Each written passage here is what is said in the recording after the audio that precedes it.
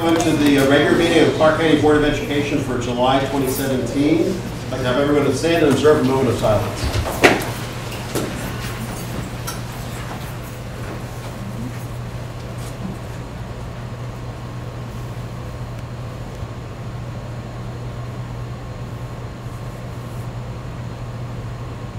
Now the pledge. I pledge allegiance to the flag of the United States of America and to the republic for which it stands, one nation, under God, indivisible, with liberty and justice for all.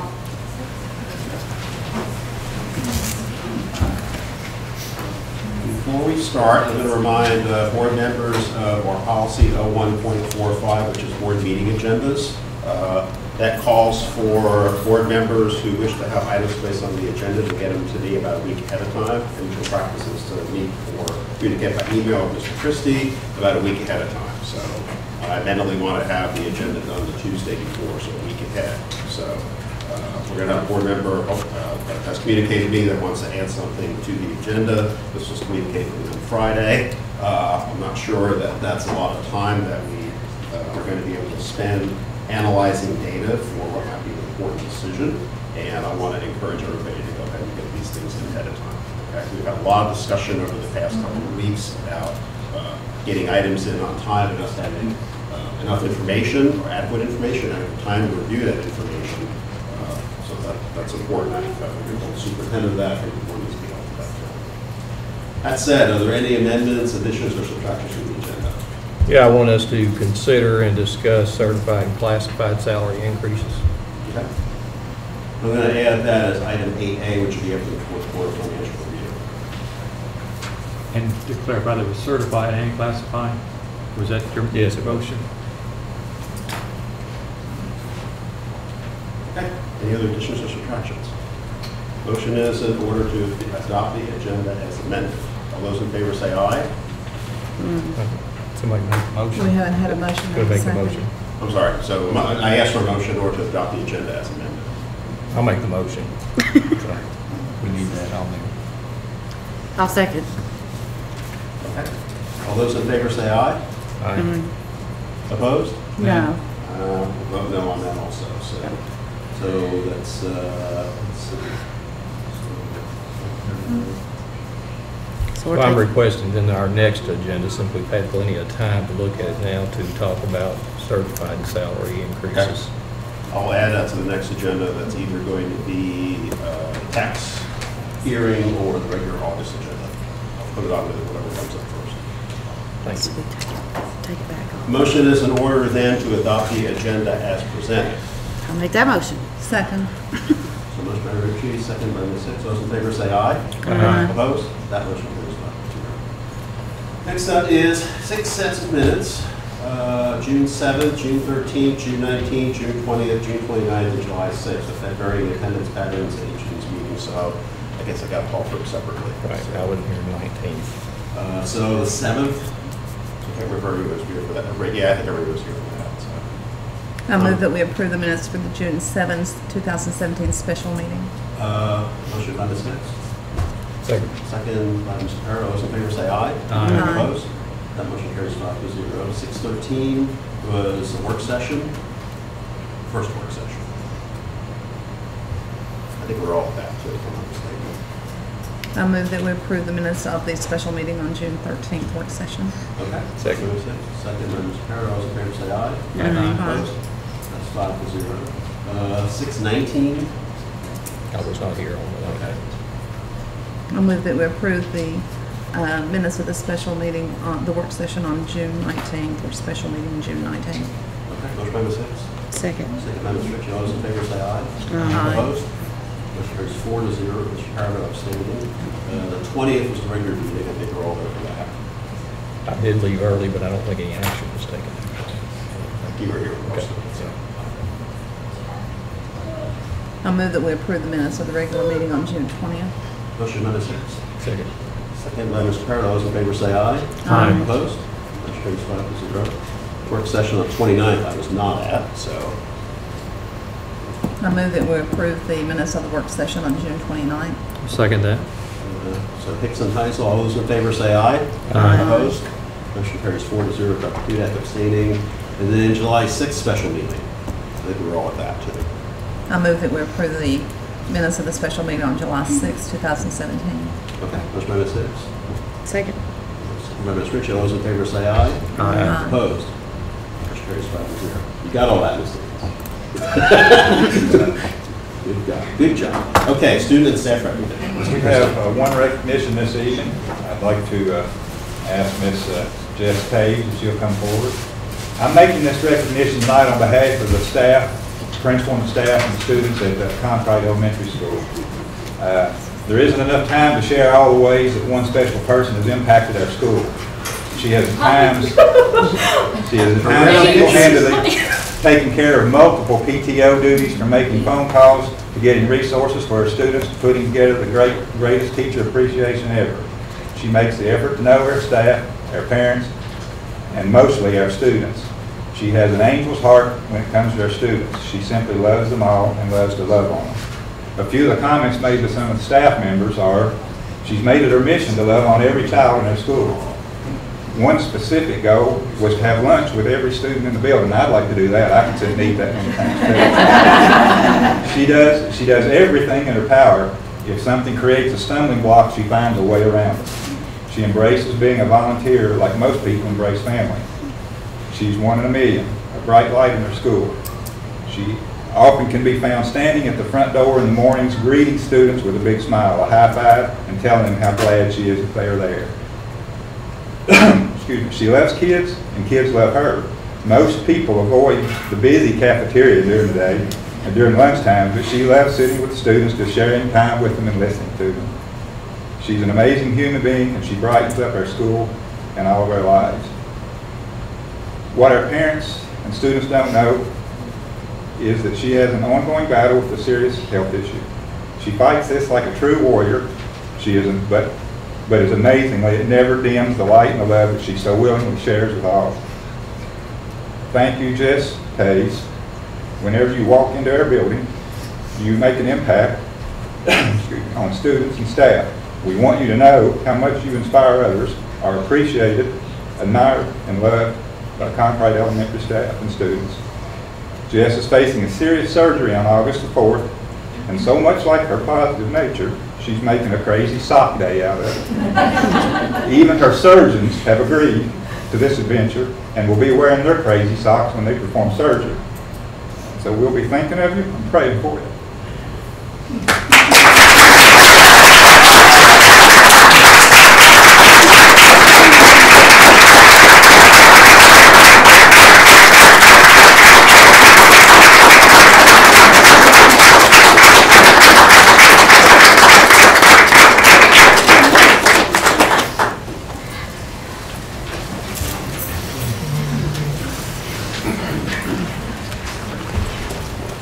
That's all of the recognitions tonight.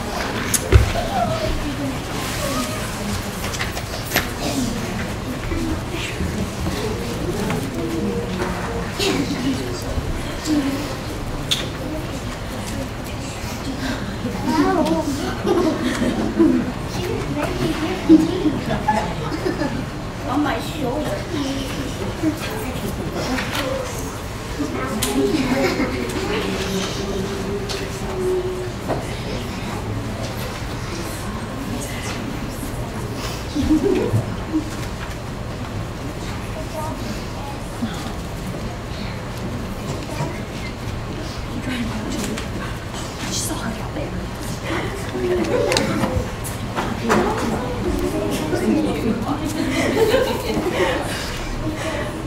Okay, next up is public comments. We have one speaker, that's Mr. McBride. Well, I tried to get put on the agenda a couple weeks ago. I filled out the paperwork that y'all asked, and of course they overlooked it. So I'm not on that agenda for that. Now the thing I was asking about is, my son was a kindergarten student at Stroke Station Elementary. Second to the last day of school, some property was taken of his by a kid that goes to Baker. I wanted the property returned. I went to Stroke Station principal the last day of school, the day after it happened. I went to the Baker and talked to the assistant principal there. Now, I was told it would be a lot of trouble to find out who the kid was to get the product returned. I know they can't tell me the names of all that. So they said they would look at it, give me the bus garage guy's name. He would look at it, the video, and tell me, see if he could see what happened. It was inconclusive of what he said. He couldn't tell much, and the audio wasn't there. So I'm getting nowhere on trying to get the property returned. I've been and I've talked to about 10 people, and something happened, but I just can't, you know, if this property was taken, I mean, that's theft, I guess, at the least. If you gave it to the kid, it was coercion maybe because he was kindergarten as opposed to a 6th grade kid that took it from him. But without any way of knowing, I'm just, I get stuck in the water with policy. What do we do in this situation? What if a big crime would happen? You know, what, you know, the principals didn't seem to, you know. Can anyone who has any knowledge of this comment, with what you are able to say with privacy and all that? From the transportation perspective, we did view the video on the bus, and it was inconclusive. There just wasn't enough evidence to conclude that something was taken or anything was said that would warrant any threatening situation to his son. But you know, that many kids on the bus, it's really hard to discern one interaction that occurred at any point in transit. But we did view the videos. I confirmed the video. It just was inconclusive as providing any evidence that we could formally act on. That's the only information I have from the transportation perspective. So it's just, I mean, okay, can more than one person look at it? You know, as opposed to like a different side, not saying their sides. You know, like an advocate for the other person. Spoke to Mr. McBride, and I'm willing to invite the court CDW down to review the video. We obviously can't show the video to parents. I will have the court CDW or the county attorney come down and review the video and make their determination if there's anything conclusive or not, or if they can see anything that we missed. And can I have someone there to watch the video? To, you know, like stand in for me? Only some, no, not at this point. I mean, but is it possible, like the lawyer or someone, you know, that the CDW can take the... or the county attorney review it, and if they think there's evidence there or something, and where there could be a suit filed, then it would be made available to court, and at that time your attorney would have access to it. Oh, okay, because I sure would like to have this, you know, someone look at it and tell me something. Nothing against you, this is the one, where you the bus garage. Okay, the one Bill that tried to look at it and stuff, but I just want, you know, because no one else has bothered to call me back or check into it. I just want to make sure, you know. We'll get a hold of CDW and have them come out and review the video with the transportation director, bring it up and view it on the computer. Okay. Will they tell me something? Yeah, I would ask them, yes, if they would contact you. If it's all right with you for me to give them your contact information, I will give them your contact information after they contact you. All right, thank you.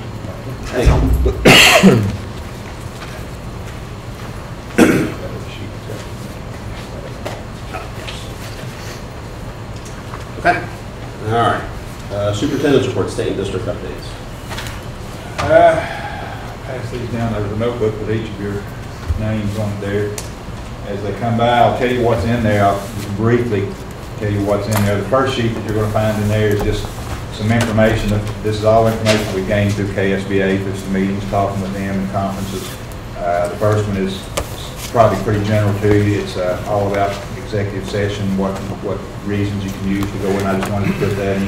The second stack of paper that you're going to see there are all the bills that were most recently passed, and it's a brief summary of each of those bills, what they are.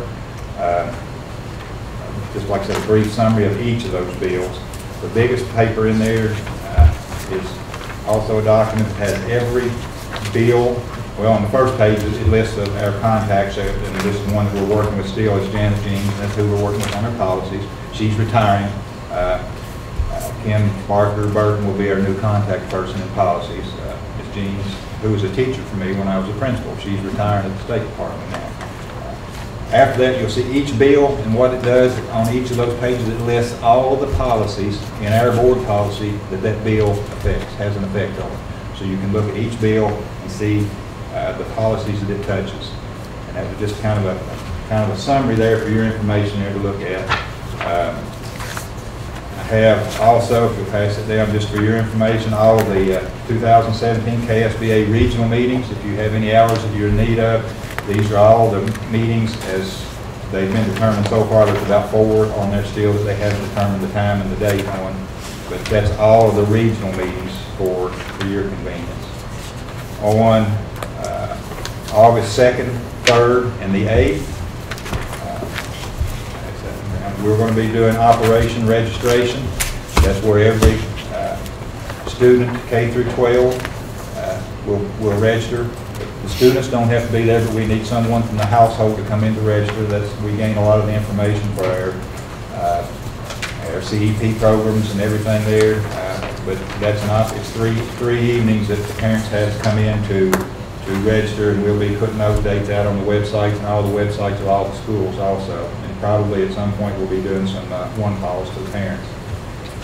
Another page for you there, just for your information. This is all of the open houses that's scheduled at all the buildings. That was as of 3:30 this afternoon. If there's been anything else scheduled since that, it's not on that list. I'll try to get that to you.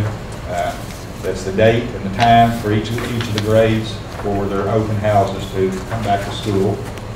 On August the 21st, we're going to experience the solar eclipse, as is everybody around. We've made some plans. There's some opportunities here. We're obtaining the glasses for every student and staff member in the state to observe that. It appears that it's going to be at about 2:30 here, which is probably the worst possible time for us, because that's right exactly when we have a dismissal scheduled. So we're going to be working on this in the next few days, looking at what can we do to kind of stagger that dismissal a little bit. It's about the 4th day we come back from school, something like that. So transportation is usually already a little bit slow those first few days, but this could be something that we may want to get some word out. We're talking about what we can do, but maybe get the word out to parents that we may hold an extra 10 or 15 minutes so that the students have an opportunity at the schools with their teachers to go out and observe this and use the glasses. And they'll have the glasses to take when they leave, in case it's still going on or tempted to look at it. They have the glasses with them when they leave. So that's coming up on the 21st. A lot of school districts I'm seeing are even dismissing school on those days. Especially out west. Yeah. I also have another sheet for you. This is the 2017-18 testing plan, at the grade levels and each of the subject areas. It gives you the what's tested at each grade under the new testing system this year. I wanted you to have that. And this last page that I've got for you here is just about our summer reading program that we started this summer. Ms. Bush and a couple others have been going out. We've been chasing the food mobile around to all the places where we do the free lunches, and as they're getting their free lunches and their summer feeding program, we have books in a trailer that's organized by pre-K, 1st, 2nd, 3rd grade on through. These crates of books, and these kids, as they come in and they eat, we're also having them come in. They go through the books. They're reading some with Ms. Bush and others that may be there, but they get a book to take home. And they can keep that book, it's theirs to keep. And you can see there's some totals. This is just with 7 visits so far. Something to that effect. We've touched over 150 kids, put books in the hands of over 150 kids by just following the food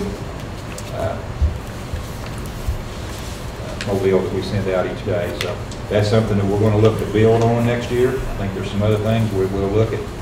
Maybe even incorporating that into some summer school program where we can have a teacher that goes with them, or we can actually do some actual reading classes. We stay in each place a little bit longer and actually sit and do some reading work with the students.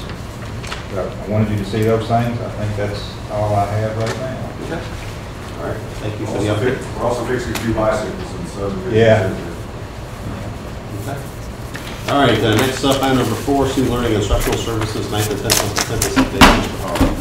Brings back to work at months 9 and 10. I was not able to be here in June, so I held this to July.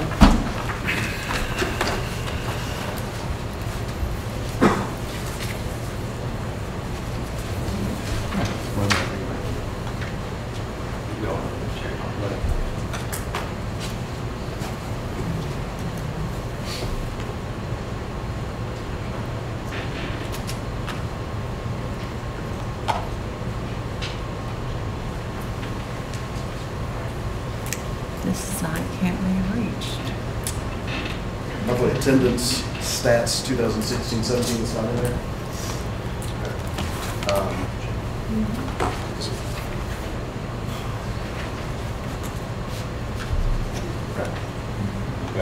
For 9th month, I've got it with me. For the 9th month, the winner for the 9th month was Justice Elementary at 96.52.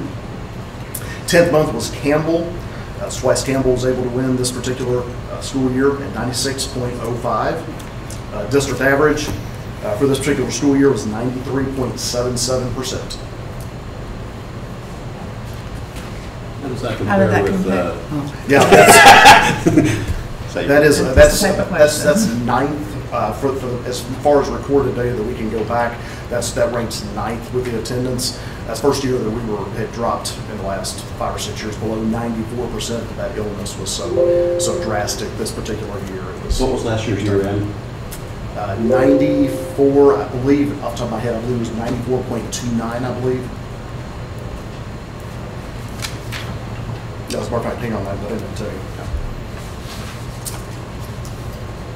No, I don't have that with me, I'm sorry. I think it was 94.29. I'm off by a couple of points, a couple hundredths of a point today, but I'm off. Questions or comments? All right, accept item number 5, consider revision of the 2017-18 school calendar to reflect May 22nd as election day. This particular one, May 22nd is an election day. So we're reviewing the calendar and taking a look at it. We came across that information, so we wanted to bring it back to you before we printed calendars and then had to retract them or anything. We can get these printed and make sure that that May 22nd is reflected as an election day.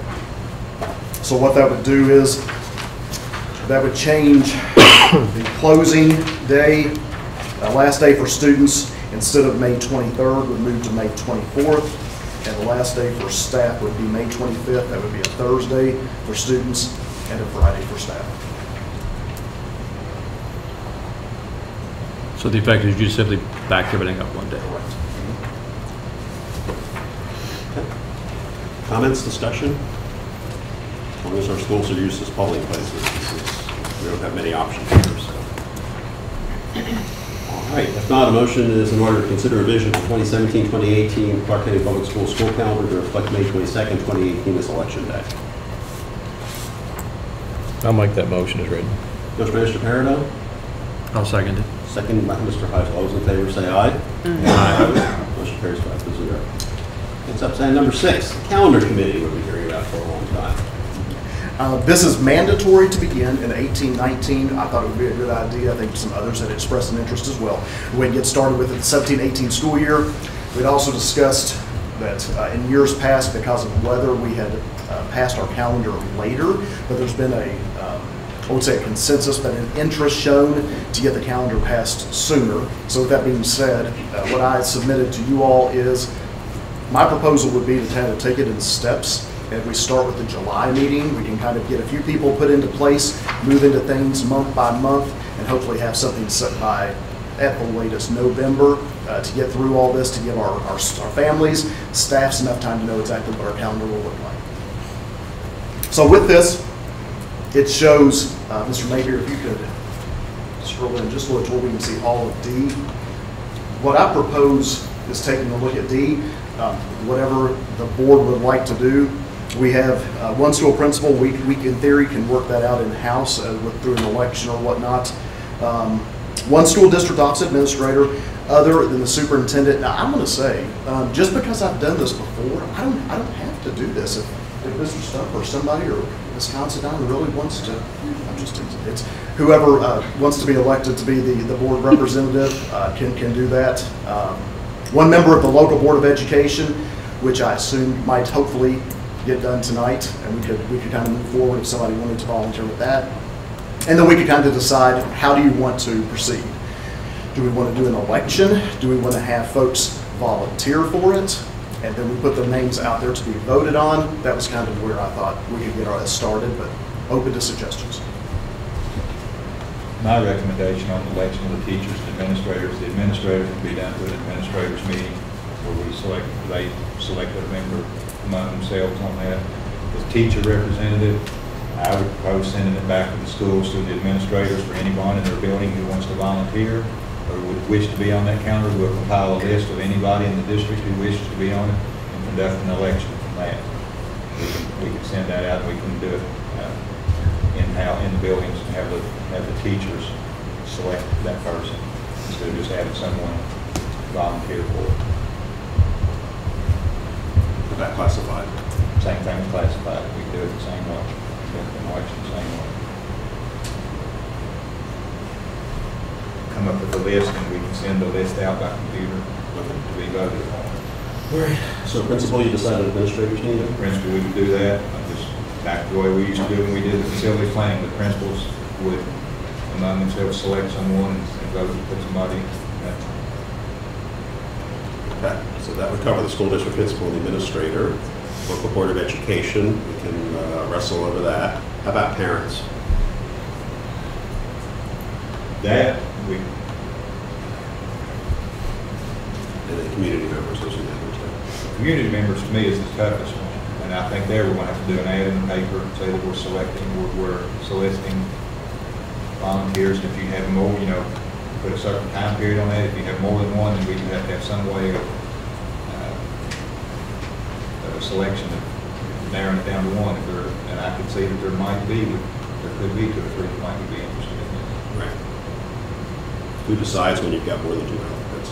We're buying new ground here. I don't know. That's why we want to get the board member on there first and get a couple of those things started, and we can see what some other districts are doing on the way of selecting the parents, because we're all kind of just all new to everybody. Because the board could decide that. Yeah, if we'll decide on the district facilities, we decide the parent. Well, we can submit that. That's what we can do. We can compile the list of teachers and certified, classified, and parents and community members and submit the list to you to have you all select. I don't have a problem with that. That's up to you all how you want it. What do y'all think? I think it comes down to numbers. I mean, if you end up 15, 20, might be better to have some sort of selective thing through central office and then submit so many names to the board. I'm not sure. We're just faced with 15, 16 names. I don't know. Could we, by the next meeting, give us till the next meeting, we can report back, and we can, in the meantime, we can talk, see what some other districts are doing, and how they're handling some of this, and we can, Maybe that's just wishful thinking that we'll get that many people. I don't know. But I mean, in the past, it's mostly these are the people that signed up and we approved them, so I don't know.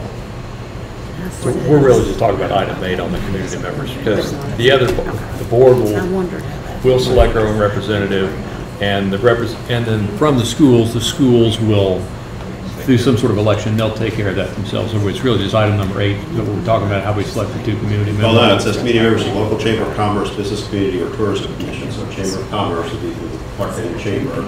Business community would probably be through the industrial authority, and tourism commission would be the tourism commission. So those would be your targets. Okay, but there's still just a total of 2. That's not 6. Right. Okay.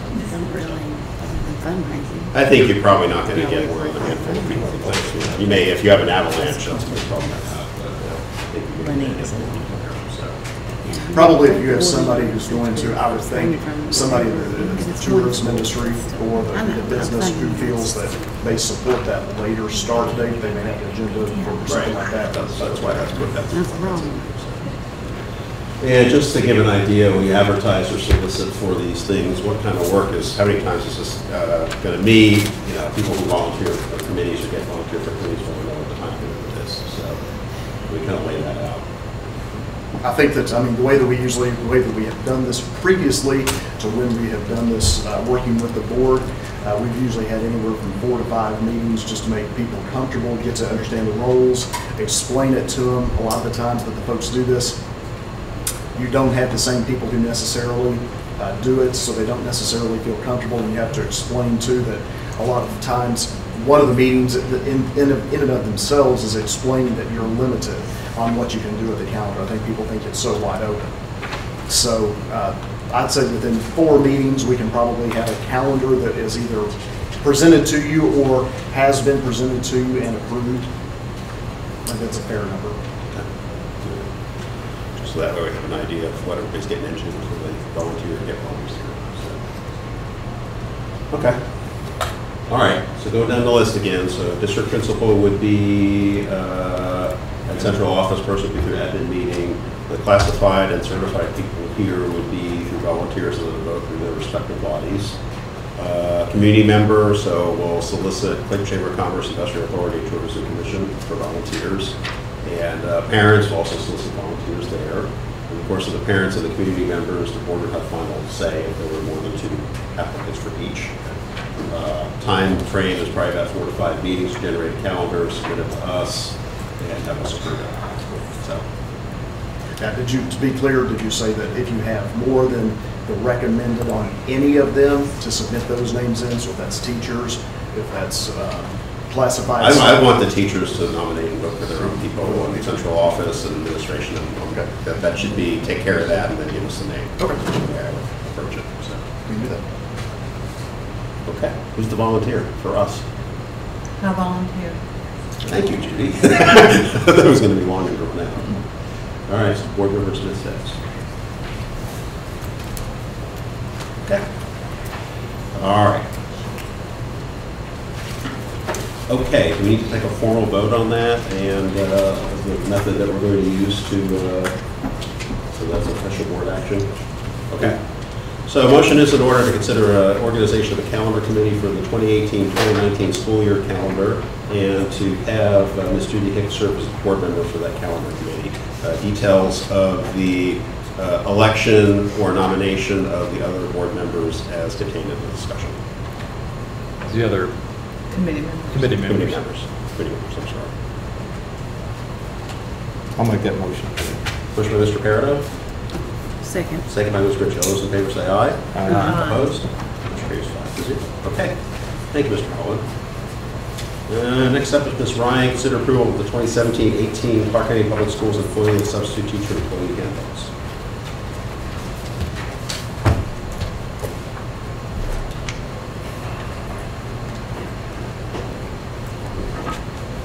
Good evening. I have the luxury of being able to use KSBA to help out with my handbooks. So if you would like, I'll go through real quickly the basic changes that were made. Sure. Of course, dates, verified all the names that were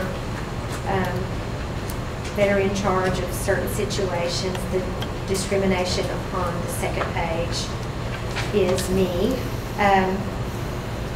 Verified all the central office administrators, and I actually this time, in this one, I went ahead and added a list of the administrators, the principals in each school, that we didn't have that in there before. I don't really know why, but I put it in the substitute teacher one and I thought it was handy. Verified the links that everything works.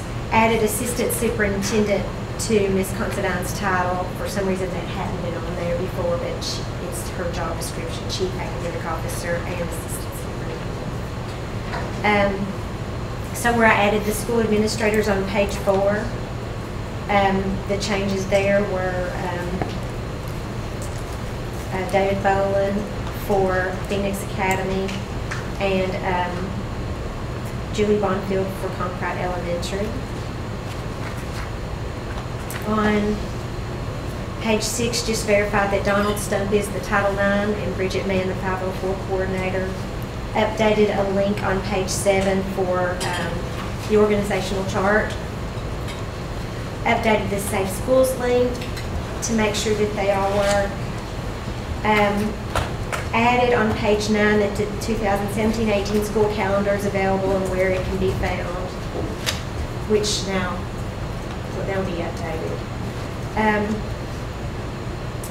On page 12, something that KSBA recommended we add at the top is the policy regarding deductions for membership dues of an employee, organization, association, or union shall be made upon the express written consent of the employee, and the consent may be revoked by the employee at any time given written notice. Was that not already the case? It's not. That was the one of the big ones in yellow. I said it needed to be added. Maybe we did it, but it just wasn't in writing. Nothing changed in FMLA, maternity leave.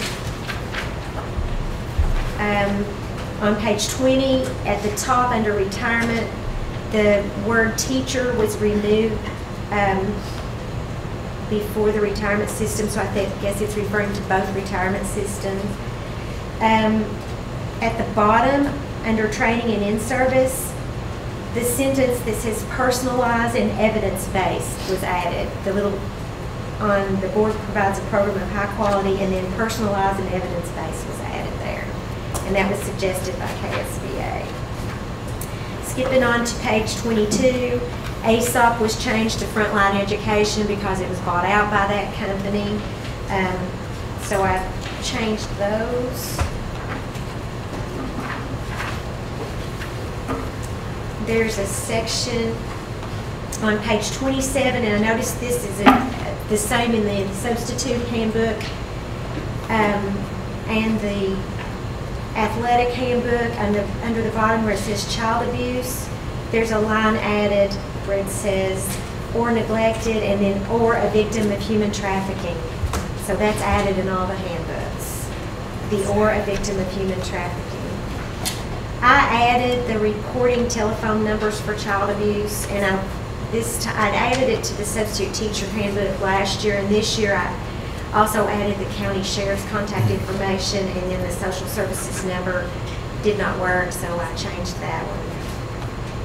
Bottom of 29 must be very important. Under required reports, there's a whole couple of sections that were added, but the one that says within 72 hours of discovery or notification of security breach, the district shall notify the Commissioner of Kentucky. That was added. And then over on the next page, the third bullet down was added. If you want to read through that. Again, on 31, the fourth bullet down was added, and it's about harassment being reported and the responsibilities of the employees to report. Code of ethics has stayed the same. Your grievance procedures the same. And then the last thing to change, and we're really happy about it, is the fact that I added that not only is the handbook available online at clarkschools.net, but also at Clark Safe Schools website link. And then at the bottom, they can return this signed form or review and sign off online at safeschools.com. So I added that. But all of our employees sign off online, which is what we prefer. Any questions on the employee handbook? Do you require that each of the employees sign it? And I guess then you track that if they haven't done it? I don't track it. It's tracked within each school. Each school has their own Safe Schools list, and they have a contact person within the school that checks all trainings. And I upload all the trainings to Safe School and assign them to all the employees. You should look at it sometime. You would like it. I mean, anybody can look at it and Well, see. I was just wondering, does everyone have to sign the new version to acknowledge that they read that? Every year. Every year. And any documents, the evaluation plans and all that.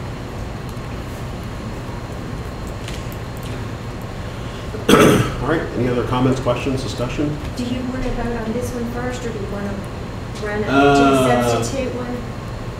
Let's do the employee first. Okay. There's a lot of differences between the two. They were fairly Okay. similar, I'd say. Okay, so I'll entertain a motion to approve the 2017-2018 Clark County Public Schools Employee Handbook as teacher employee handbook as presented. I'll make that motion, Mr. President. Motion by Mr. Carrico, Second. seconded by Ms. Mitchell. All those in favor say aye. Aye. Opposed? Motion carries 5-0. Now the substitute. Actually, the substitute one's not a whole lot different. I mean, it was different from the. Yes, sir. I mean, it's a separate document, but the changes are pretty much the same. Do you want me to go through it? Okay, thanks. It's pretty much the same, just verifying the names and Right. contact information and all that. Any questions or comments or discussion? None. Motion is in order to approve the Clark County Public Schools 2017-2018 substitute teacher handbook as presented. I move that we approve the 2017-2018 Clark County Public Schools Substitute Teacher Employee Handbook.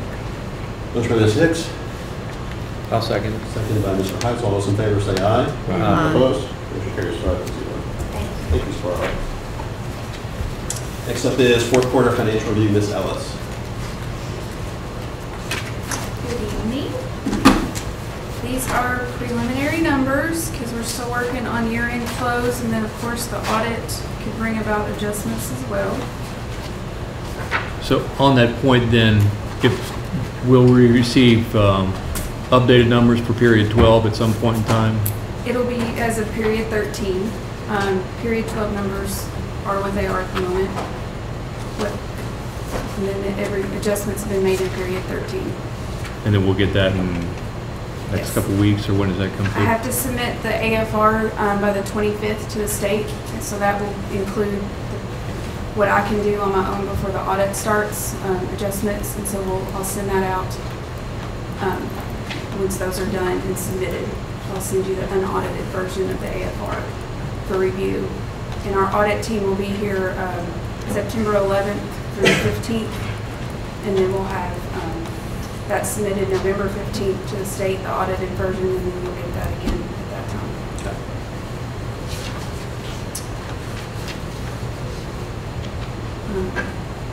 So you hopefully have had a chance to review. I had a few questions through email.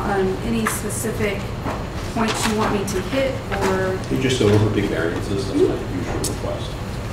So in looking at revenues, if you'll flip to the next, it's kind of small to see, but so the categories on omitted property tax were quite a bit down there, and that simply is, we have no control over that, is what comes from the state.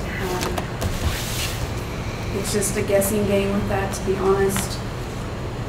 That right under that, revenue in lieu of taxes, that's the Catalent revenue payments, tax payments, I'm sorry. Are they going to be at that level for? Yes. So, okay. Yes. Right. So every year we'll see that 193. I think it's for the next 20 years. Right, yes, 20 years. Yeah. I think they're going to revisit that after 10 if they don't go what they say they're going to go, so. Refund of prior year expenses, as you can see, that's down quite a bit from the year before. The year before was the preschool refund of the purchase of the property, and this year, I have that in the email I sent, of what this year's reimbursements were. Apologize, I don't have that right in front of me at the moment.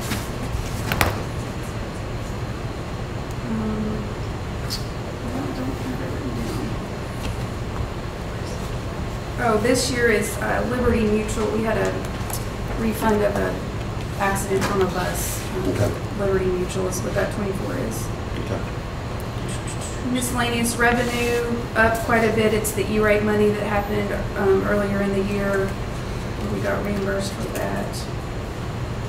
Fund transfers, those are our capital funds request. Money moved from the capital outlay account into general fund to cover technology and maintenance expenses. So those are kind of the big categories there.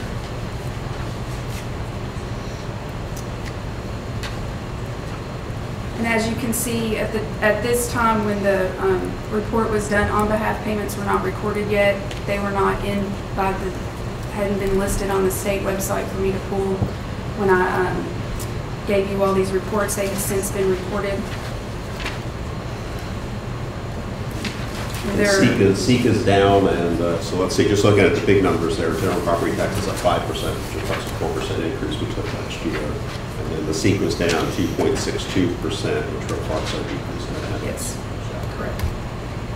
The on-behalf numbers, when they came through, that they essentially turned out to be almost a wash. I think it was like They are 12,000 or washed because something like we that. record a revenue for it and an expense for the exact same amount. So it is more than what we had budgeted. Overall, it's like 10.1 million, I think, total when you include technology, food service, and general fund for all of the KTRS, health benefits. What was KTRS, health. There's a federal, there's an admin fee and a life insurance fee, technology. I feel like I'm missing one. But the bottom line is The the bottom line is expenses are it's a matched with the wash. revenue, so it's Yes. it's a wash. Yeah, you get the same amount reported on the revenue and expense side, even though it's might be slightly different from what was budgeted. So, any other questions on revenue? Ready to go to expenses? So again, the big categories there, the fund transfers, which those are the, again, the, having to do with, we transferred a big chunk of money out of our contingency to the construction project for the athletic center. So that's a little over $2 million in that category. And then we also escrowed, we had KETS offers on the table that we escrowed money for that. So that's a good, where the funds transfers came in.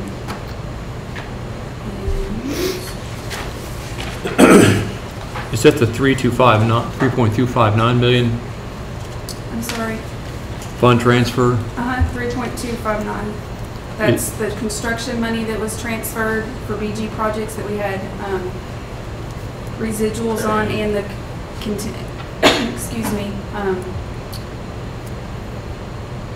sorry, that was contingency money transferred from general fund to those projects that you all had committed on BG, and then the KETS escrow. It was, we have to match, in order to get the money from the KETS, we have to match it with general fund dollars. And that was pulled out of contingency to set up that for the new year, KETS offer for the new year.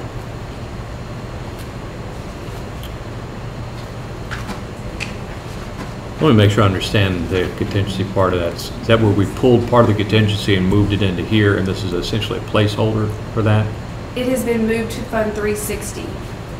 So this is coming as an expense on the general fund. We moved it out of the contingency fund into the fund transfers bucket. Then it was transferred out of general fund and into Fund 360. So you'll see a transfer. If you looked at Fund 360, you'd see the equivalent amount for that transferred into Fund 360, and then KETS is in Fund 2. So that's why it has to go to the fund transfer on Fund 1, because we're transferring it out of the general fund into two different funds. Where it sits as part of our expenses, the 3.2. Yes. Again, So it lowered the budget on the contingency, Gotcha. which is why we're down to 11.8 now, when we started the year at a little over 14 million. Is it essentially parked there, or am I misunderstanding how that flows through? It is, the budget is set up in the fund transfer, and there's an actual journal entry in the fund transfer as an actual expense.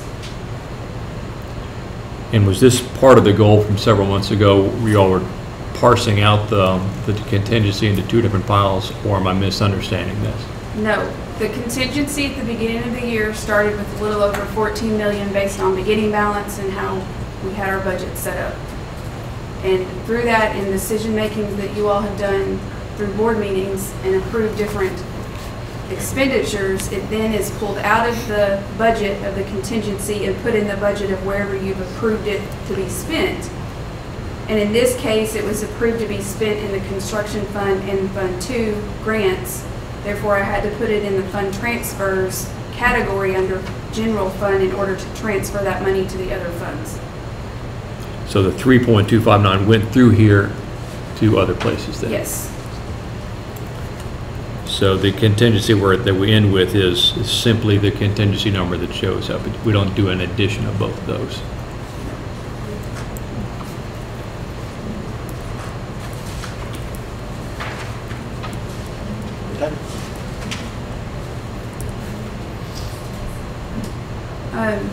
So looking at the different object codes under expenditures, you can see under salaries and benefits, we pretty much, well, if we look at the budget comparison, it's the better option.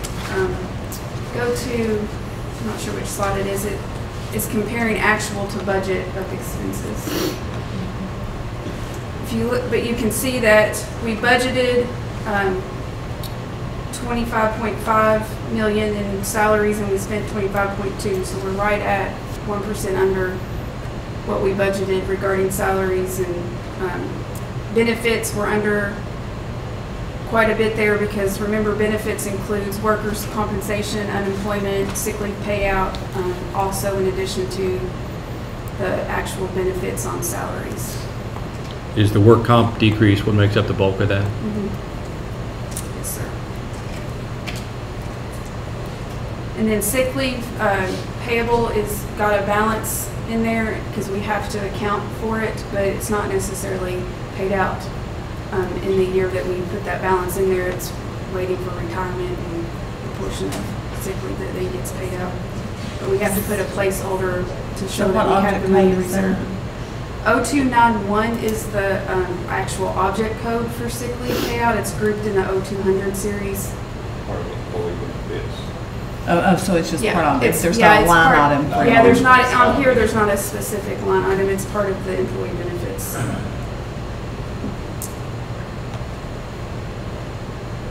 So those are the two biggie categories. And then you can see the percentage used.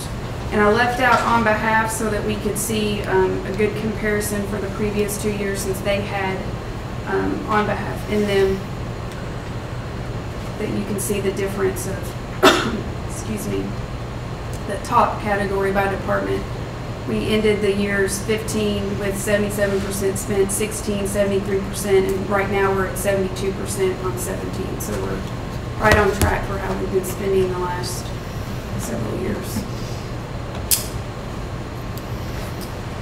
Whereas when you throw the on behalfs in, it kind of skews the percentages, budget versus actuals.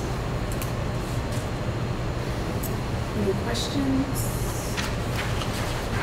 I had a question, sort of also relates to the financial statements that we get later on in the packet, is in looking at the budget column in each of those, in several months, the budget number changes, and I'm not talking about the change between the draft budget and working budget, but for example, the budget numbers that were in the May packet are different from the budget numbers that's in the June packet. Yes, sir.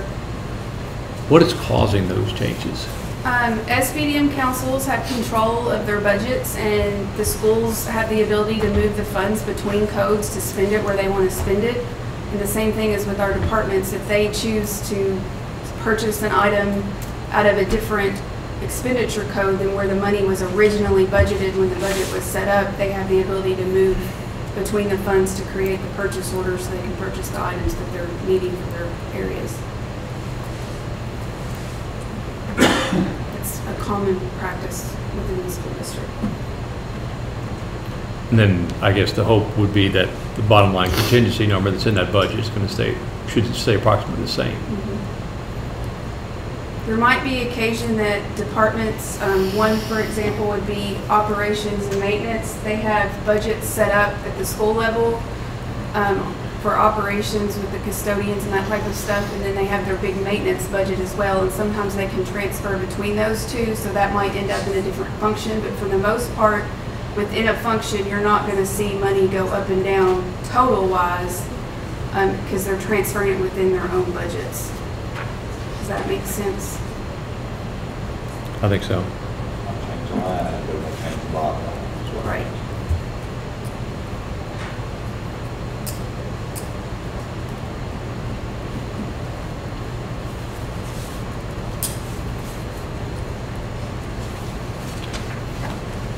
Okay, comments, discussion? I think it's her work, Ms. Ellis. Let's see, other discussion? If not, we'll go ahead and I'll ask for a motion for approval. So, motion is order to consider approval of fourth quarter financial review as presented. I move that we approve the fourth quarter financial review as presented. Thank you, Ms. Hicks. Second? I'll second. Second by Mr. Heisel. All those in favor say aye. Aye. Opposed? Motion carries 5-0. All right, next up is the 2017-18 Coaches Handbook. You're not Mr. Key. No, I'm not. I have gone all through it. A lot of it's the same as what the employee handbooks. I'm trying to see what's pertinent to just the sports part. Page 1 verified that KHASA links are hot and that they work. Verify the central office administrator names. The administrators for the sports had a question that came up about a particular person that's in this book that was separated June 30th.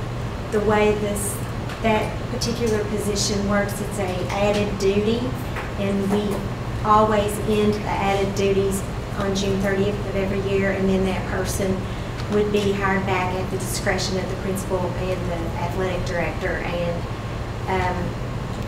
that person has been hired back, and it will be on the August personnel action. Is it coach? No.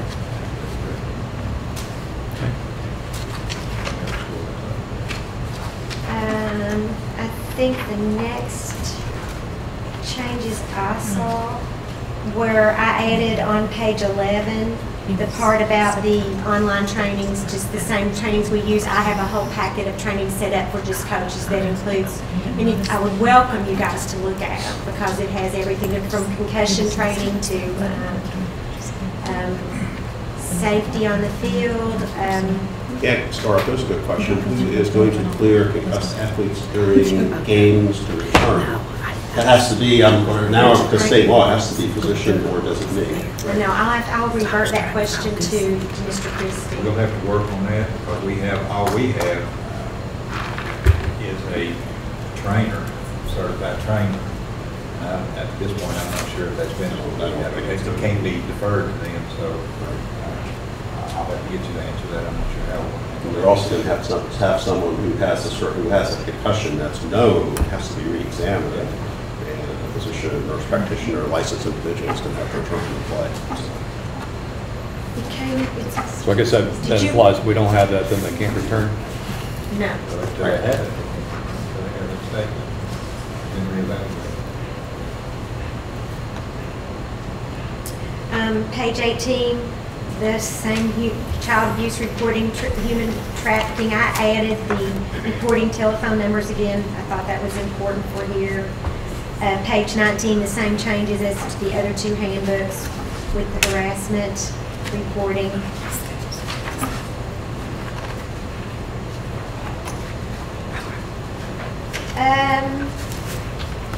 I think the next thing I noticed, not being the sports expert, but on page 27, it talked about the section on students playing up.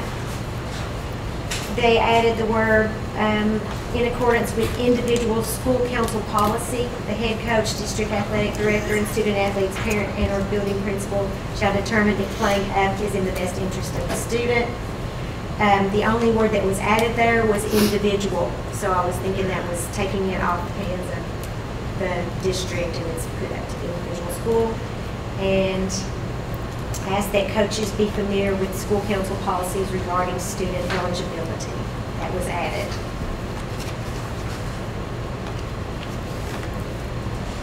There was a policy number added on 29, and it looked to me as if the wording was all the same in the paragraph, but they just added the 031161 and 032141 under supervision of responsibility. So I'm not sure if it's just something KSBA wanted to do.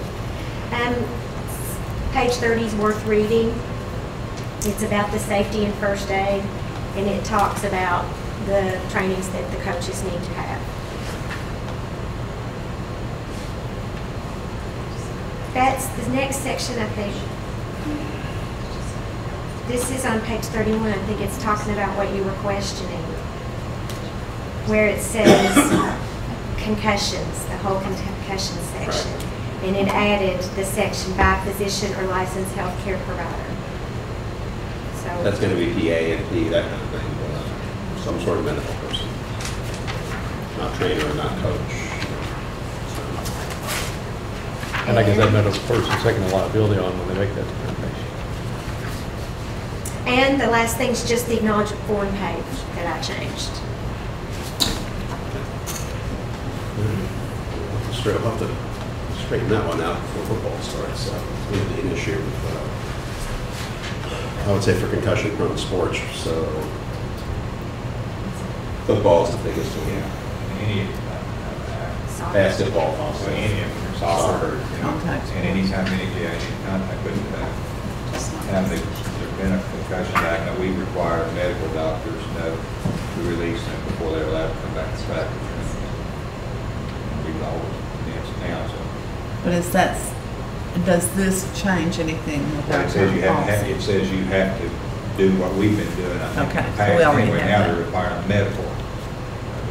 We've required a note from the medical doctor to release them back to practice. And if you don't have a licensed healthcare provider on the sideline, you can't put the child back in the game. So, Make sure everybody knows that.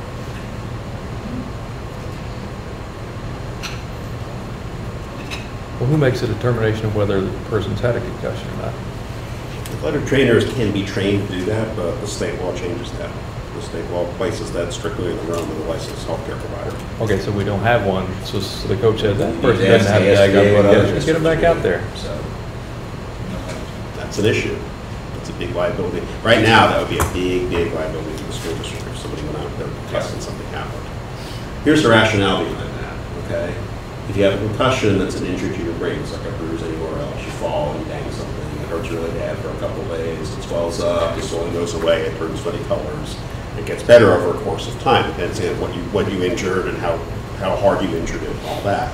Well, it's not, your brain is the same way, and your brain can swell to the point of not having any place to go, which is a big problem.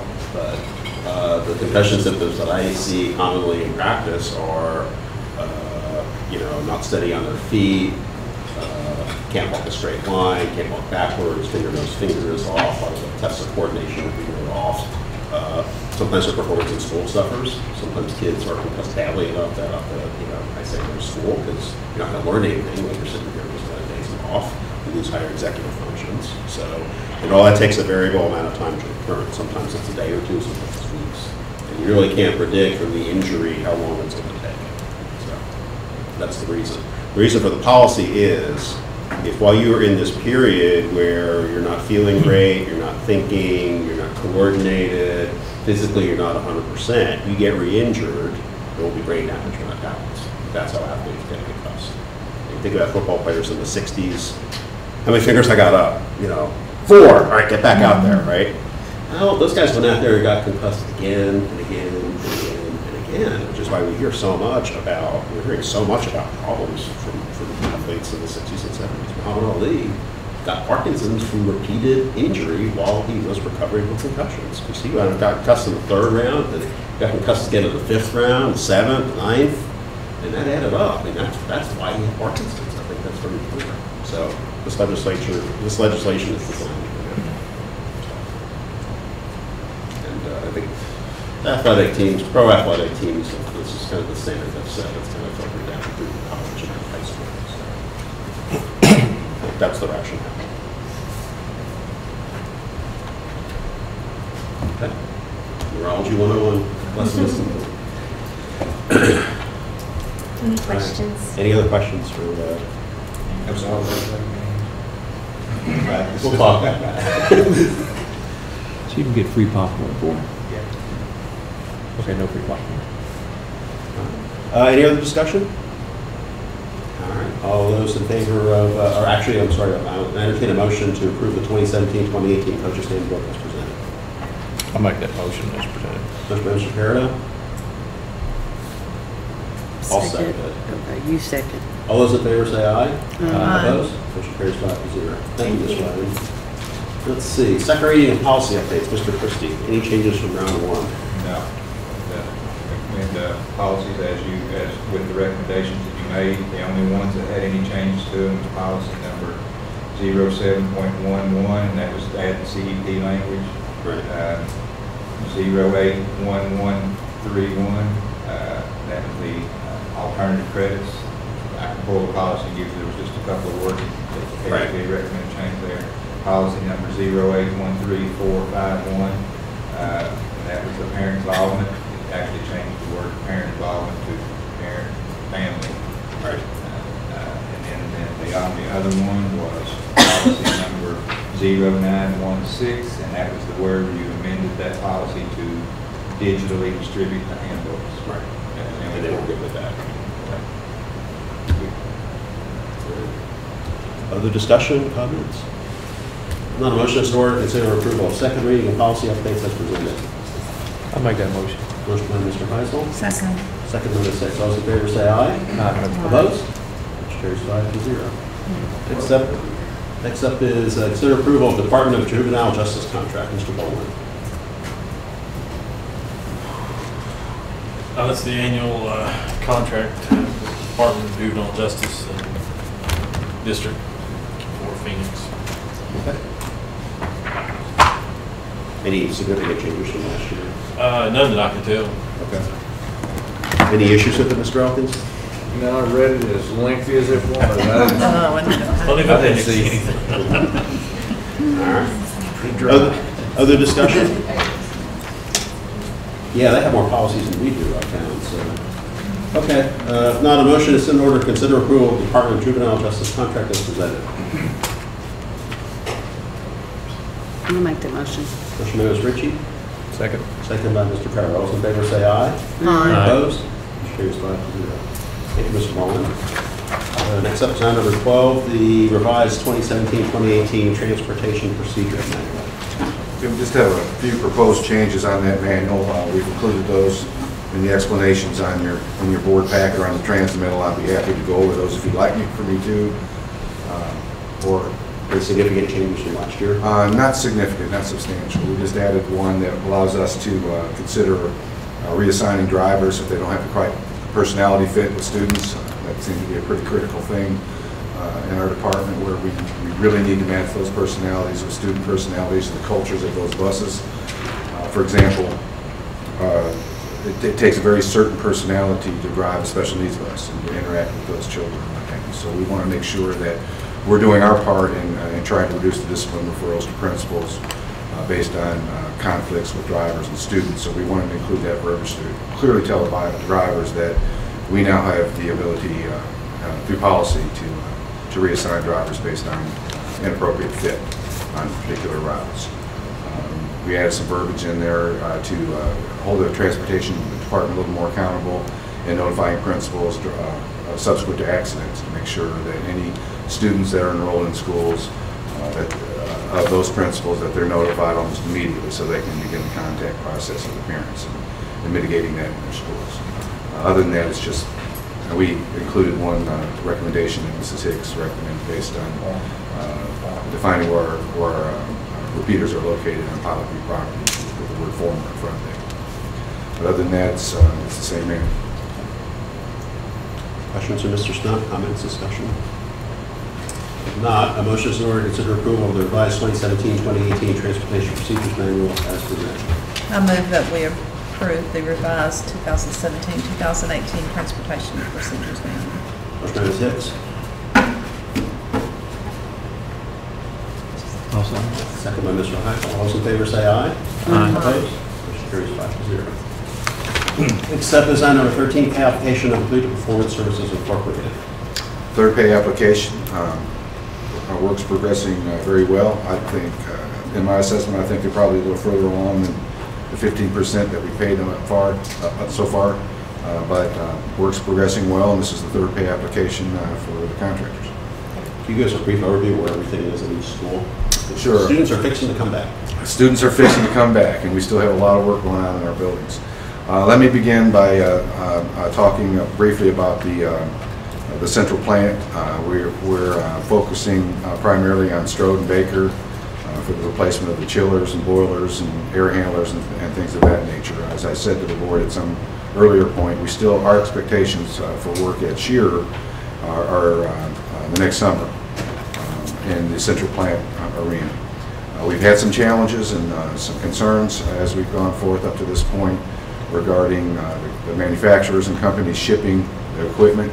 That seems to be the most challenging aspect of this whole project, is getting the materials and the equipment in the hands of the contractors so they can do their work. Contractors, for example, are willing to do double shifts, work overtime, but if they don't have the equipment, then it poses a real challenge. And I say that just as a preliminary to the experience we had with our chillers at Strode and Strode and Baker. Daikin missed their ship date, most recent ship date, which really concerned us. They said that the next ship date would be the 21st of this month, which is on a Friday. So we were expecting delivery on the Monday, the 24th, and that would give them a very short window of time to install the chillers in both buildings. We were pleased today when we had our monthly meeting, summary meeting, to be informed that Daikin has shipped the chiller to Baker. It's on site and already been connected. The chiller at Strode is expected tomorrow and would be installed hopefully by the end of the day tomorrow. We did have some preliminary concerns that they may have to, if Daikin didn't meet those deadlines, we may have to rent chillers to cool those two buildings for a period of time in August. So that was concerning us, but I think we're okay with that now. Boilers will be installed sometime in the fall when the heating season comes upon us. We're expecting that the air handlers will be on Baker's roof prior to the beginning of school. Strode, we have some question about it right now. We're having some trouble with the steel as it was designed by the engineers on structuring the steel to support the weight of those air handlers, the very large air handlers. So it's kind of touch and go at Strode of whether or not we'll have those air handlers on the roof or not by the beginning of school. We're optimistic that we will, but that's right now my biggest concern, that we may not be able to achieve that based on waiting on the lead time for the steel that's been ordered for the redesign of that. Air handlers do not affect the air conditioning. Just make sure that, make that. Is there air conditioning in those buildings right now? Yeah. So there's no issues of nobody having no air conditioning? That's correct. Right now? The new chillers don't do the air conditioning. It just conditions the air, not temperature-wise, but humidity-wise. Well, I was concerned about staff returning with no air conditioning. Yeah, we will have air. They will be using new chillers with existing Univent systems in their walls in the classrooms, and at some point soon we'll replace those Univent systems. But we will have cooling the first day of school. So what's the nature of the steel structure you're talking about? How much area is involved there? Well, it's a pretty large area on Baker, for example. We're talking about the two extremities of the building, flat roofs, one over the library and one over by the band area. There's two flat roofs that we're putting them on there. The slope of the roof is posing a little challenge. The slope is a little greater than what the contractors anticipated. So they're rather than using wood to structure that up, they're having to order steel to do that, and they're having to have that steel manufactured. And we're waiting on the steel to be delivered. That's really the concern with the lead time for that to get those air handlers on in. Strode's the same way. The slope of the roof is a little deeper than what the contractors expected, so it's posing an additional challenge.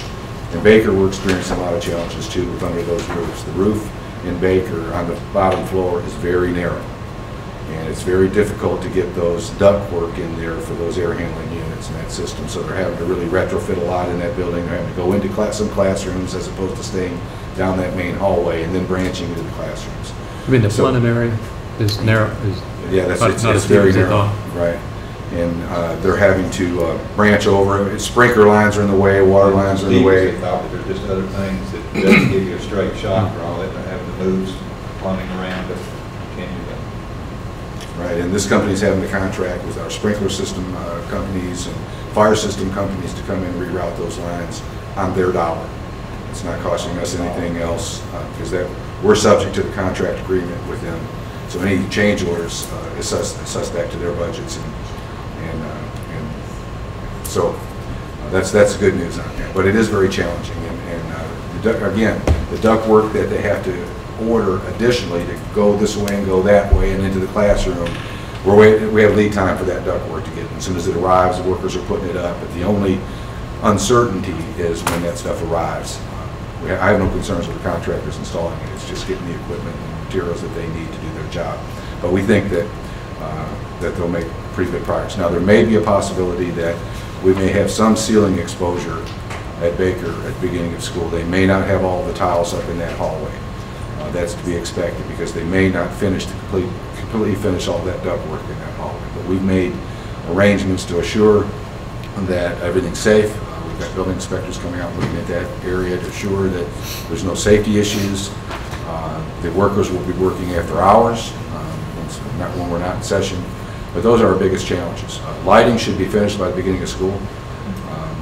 Within the next 2 weeks, all of our lighting completely in the district that was on our contract will be finished with the exception of Baker. Baker will probably be finished before the first of school with our lighting.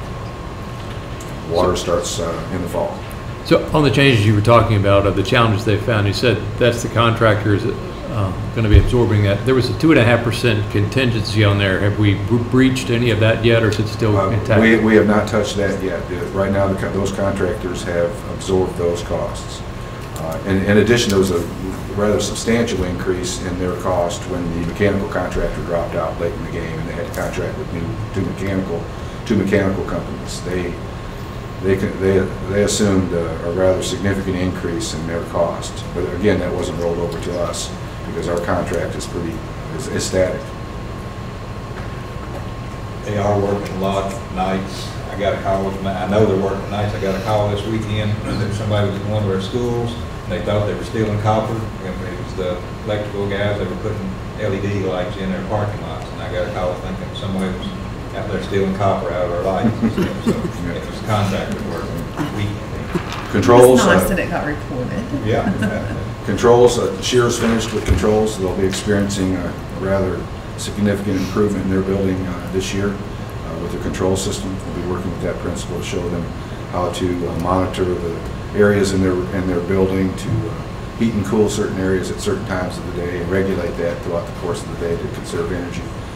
So the control piece of this contract's moving very well. Lighting's moving great. I'm really pleased with the lighting contractors and the progress that they're making there. I think the principals will tell you the lighting in their classrooms is fabulous. They're loving it. I've never seen Mark Gross more happy. He's our marquee signs are up too. It's not associated with this project, but they're up and running as well. Remind me at Baker, the bathroom partitions. This is not part of the energy project, but it seemed like I saw somewhere that those were going to be replaced. Is that my recollection correct about that? When we requested summer work projects from principals, Baker principal included that in his summer project list. We preliminarily got some bids for that just to get a feel of what it would cost, and they were pretty high. We subsequently put that out formally to bid to try and find a cheaper price, or assuming that might be an inflated price of the initial quote, and nobody bid on it. So that's kind of where we're at now. We're kind of talking with some contractors and trying to find some more reasonable price. I'll tell you, it's $35,000 was the quote that we originally, to put walls in the restrooms at Baker, which we thought was pretty, not even solid walls. which we thought was pretty exorbitant. What's there now? They have walls there now, but there's some graffiti on it. It's been painted multiple times, and it's really more of an aesthetic request that from the principal that over years of damaging due to graffiti and such, that it's time to replace those. That's his position. We've entertained that thought.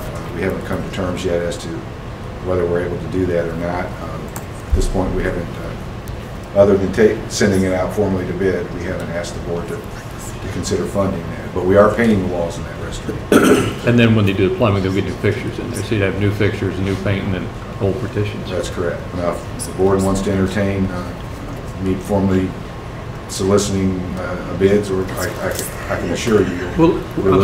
Will the fixtures change, or just the plumbing that sits on top of them? The same thing with the sinks. Things stay the same and just new. It's a piece by piece analysis. If they need to be replaced, they will replace them. If they need to retrofit them, they will retrofit them. So we walk through and we make that determination. But it's not across the board replace. There's a lot of retrofit in that contract. Same thing with lighting. In this room is a retrofit of what was here. You see now we're just using the one little bank. We've got 3/4 of the lights turned off in this room right now. That's the difference the LED makes.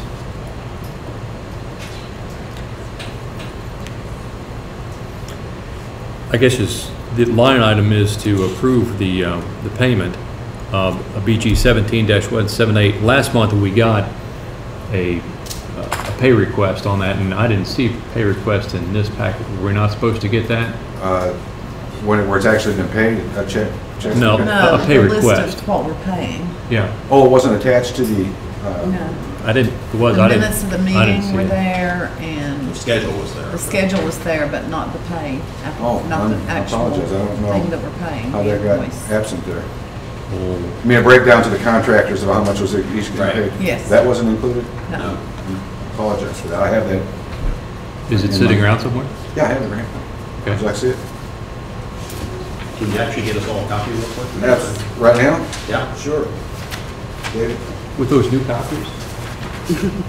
So you only have the first So page. let's wait for this. squirrels will plant. $550,000 to that. Well, that's, the squirrels will replant, they're good that way.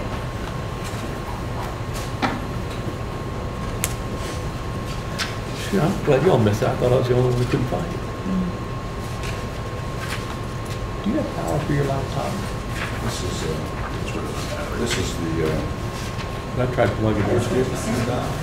this is the. Where's power come from, that direction? Summary. He's talking about the pay application. I'm afraid this actual trip going past. You only received the first page, just to be clear, Scott? I figured you did it on purpose. Tried to take me out, bought me cupcakes, and then tried to kill me. I wouldn't do that. All right, we have power here.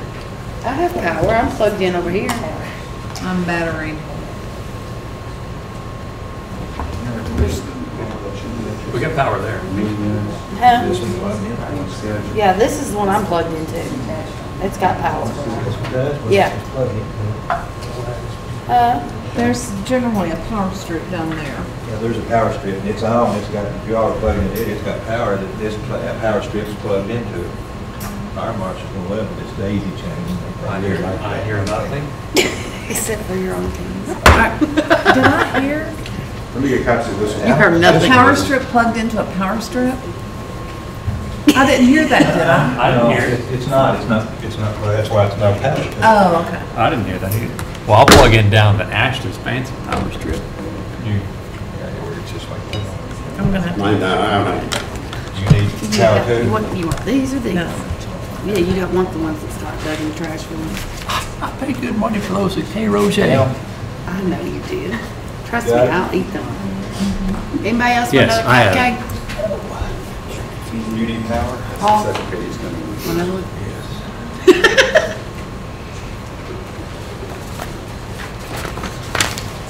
You need plug in. If you can. I'm just trying to. If you can, we're I'm just still gonna not make sure. While he's bringing the first page of that pay app, I'll bring your attention to the very last item on the page I just passed to you. Item 32, owner purchased equipment. 1.465 million. That, to this point, has not been reflected in the first page of the pay apps that's been submitted to the board for payment. Alicia and I met with PSI today and insisted that from this point on, they include that amount of money, that's the direct purchase orders for the equipment that the board has initiated under the bonds, by using the bonds to pay for the equipment up to this point. But as you'll see on this first page, it's not reflected in a reduction of the overall contracted amount. So it's noted on that page, but it's not reflected as a reduction on that overall amount. So we've requested that they could create another line item reflecting what the board has paid in direct purchase order and reducing that on the next pay application to more accurately reflect how much we've transferred in funds toward the total contract amount.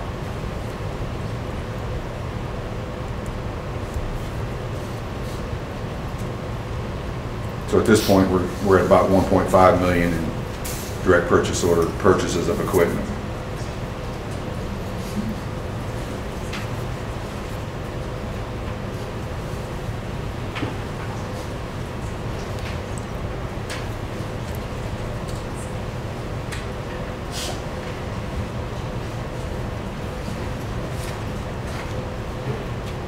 And I'm assuming you've reviewed all this detail, all I passes. have. Your And smell. as I said earlier, I think they're probably further along than the percentage of the overall contract that they've been requesting. But if you add the 1.4 million to that reduction of that amount, we're about right.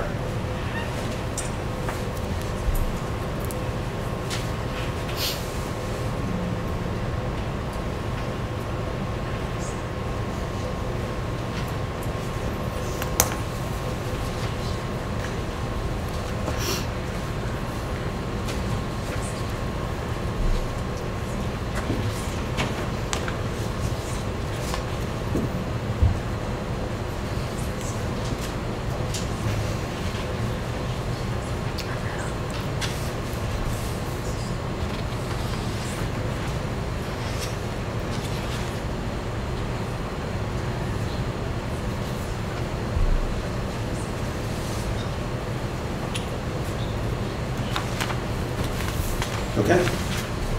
Any comments? Are the lighting upgrades item 13 for multiple buildings? Yes, we've, Okay. I mean, the others say Strode or Baker or Shearer, but the lighting upgrades is just everything, all buildings. it's as we've assessed it. One example is that we have replaced some of the T5 high bay lights at some of the schools that wasn't really scheduled to be replaced, but we went ahead and replaced those because of expected energy saves and that at no cost to the board.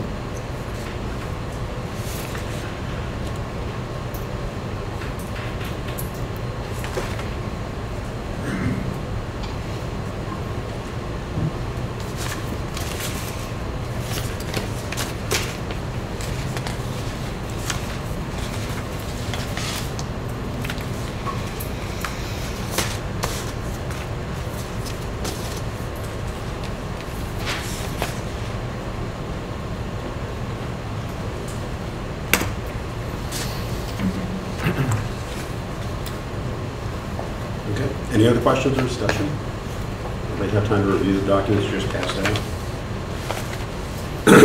All right. There's no other discussion or questions. The motion is in order to consider approval of pay application of Accretive Performance Services Incorporated for the Guaranteed Energy Savings Project BD 17178 in the amount of $549,369.20. I'll make that motion as written. Motion by Mr. Paradigm. Second. Second by Mr. Ritchie. Those in favor say aye. Aye. Opposed? Motion carries 5-0. Next up is item number 14, approval of funding for the library HVAC system. Considering the potential cost of the HVAC system in the library at our preschool center, we wanted to bring to the board and ask your support and approval in using capital outlay funds or submitting a request to KDE to use capital outlay funds to replace completely replace with new the HVAC system at our preschool site. The system provides cooling and heat to the library area and the hallway in front of the library area, and it's damaged beyond repair.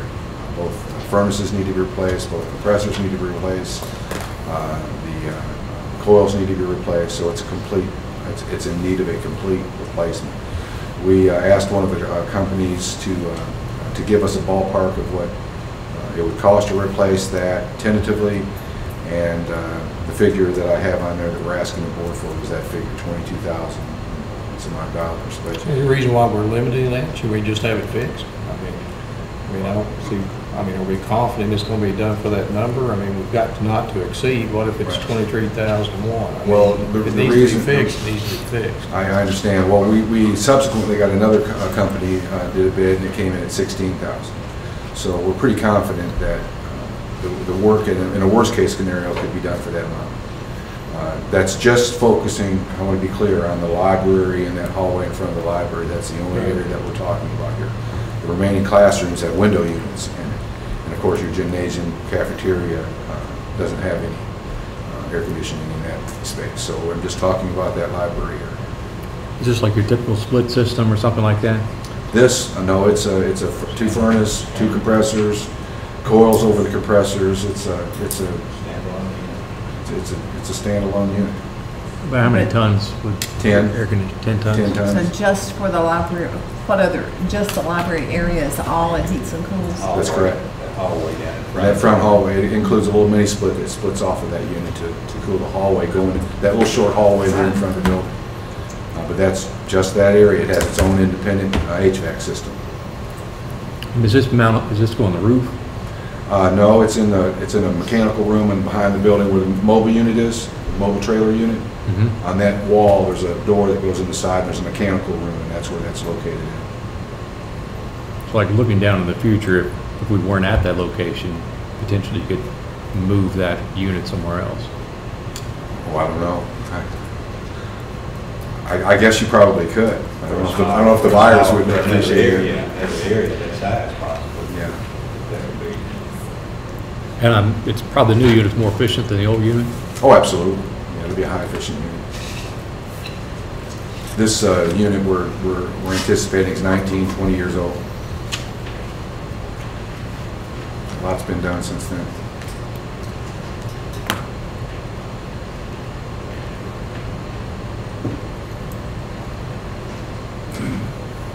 Okay, other discussion or questions? The motion is in order to consider approval of funding for the library HVAC system at Clark County Preschool Center not to exceed $23,000. I'll make that motion. Motion by Mr. Heisel, Second. second by Mr. Carter. All those in favor say aye. Aye. Opposed? Motion carries 5-0. All right, and item number 15 is on here. I did not know if Ross Turner was going to be ready to present construction level documents for approval. I don't know if we need to bring it back for the next meeting, so I'll just leave this as a spot for any other discussion. This was, yeah, in case when you all heard the discussion earlier tonight, you saw anything that needed to be changed in the design documents. Otherwise, you've already approved what they went over tonight. The design documents have been approved.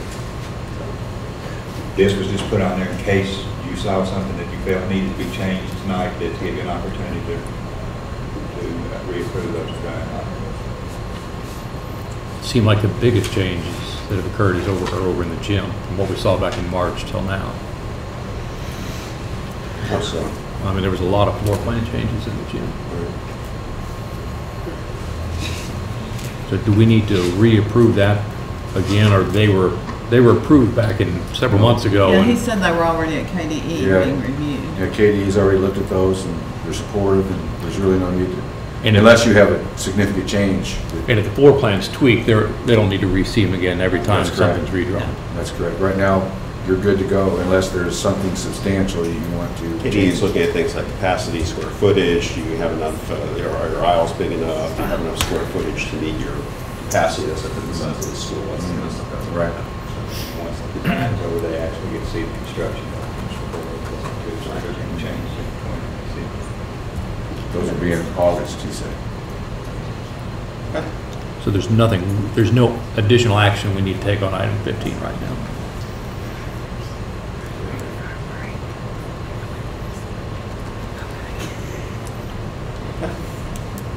All right, thank you, Mr. Stone. Before you start, can we have a break? Yes, we'll recess for 5 minutes. The board's in recess at 8:17 p.m. Thank you. Sorry, Paul. I know you're ready to go and I stopped you again. 5 minutes is not enough time for dinner. Snack, is it? And go to the restaurant. It's that first thing first. Yeah.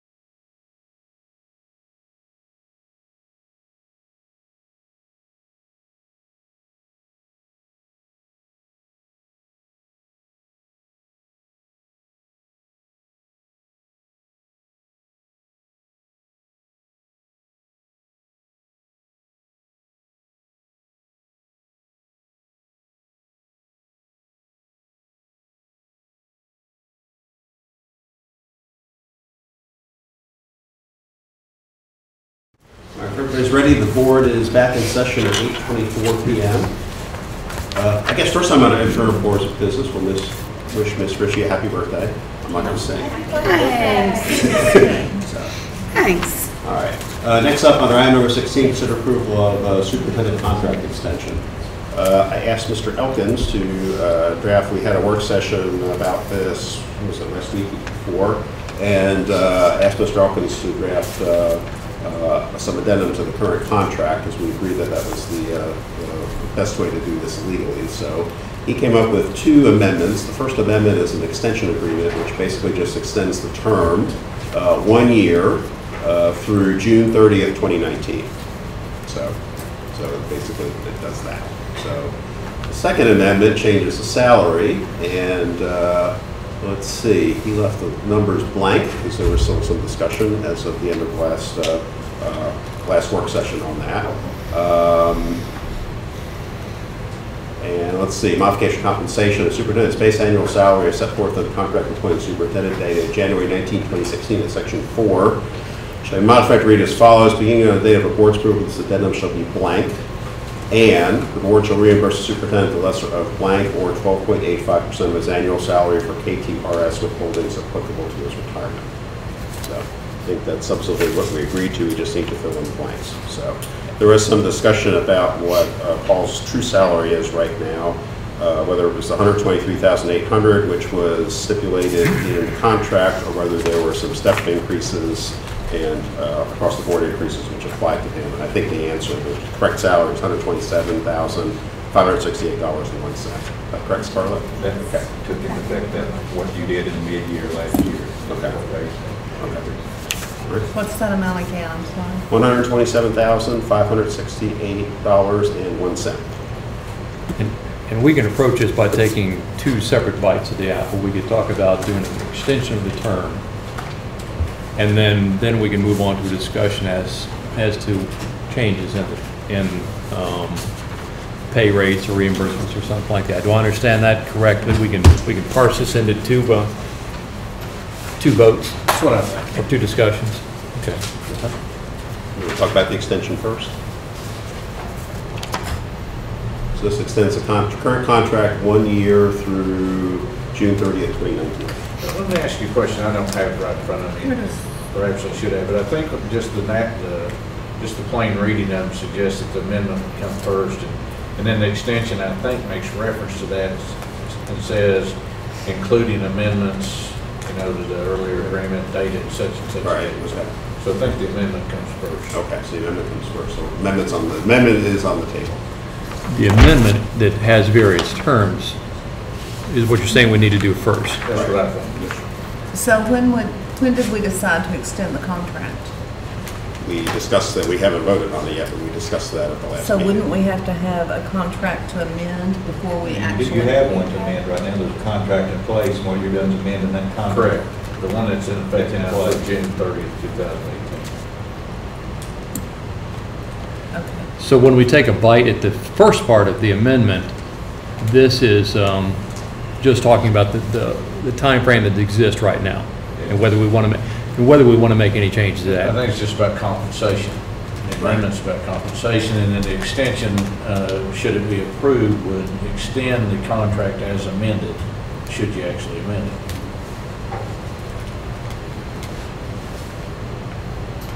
Okay, where is the extension of the contract mentioned in the amendment? It's not. The amendment seeks only to, if you make any amendment to the current contract, that's what that document will achieve, by agreement. And then, as a separate matter, you'll determine whether or not you want to then extend this current contract on those terms. So again, the amendment is just referring right now as this one document of taking us up to June 2018. Correct. And then separately, we would, and these are just drafts wording. You could say, well, I don't like any of these wording. Let's tweak it some more. That's within your power, yes. Would be an extension of presumably the existing contract and including the amendments of the amendment move forward. And just to be clear, well, I accept the you know, the idea that they may just be drafts. They're also very capable of being final. I mean, you could potentially amend this contract through that document, which would get you to June 30th, 2018, and then you could separately determine with the second document whether or not you wanted to extend that contract as amended. So, now, there's a third possibility, and we could go on for many different alternatives, but as a third possibility, you can determine that you do not want to amend it and simply extend it, in which case the language in the extension document would need to be modified. Because it specifically makes reference to what was anticipated as an amendment to this pay, this compensation package. And we're not certainly boxed in by what wording's on here right now. There's two items. There's the pay rate, and there's the possibility of KTRS reimbursement. What if we want to throw another variable out there, such as changing or adding the opportunity to add extended days?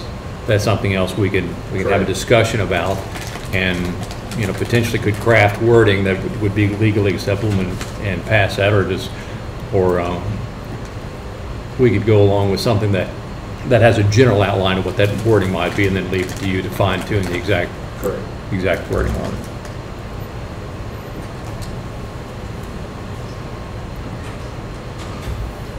Okay. Discussion. So what's on the table right now is the amendment. Okay.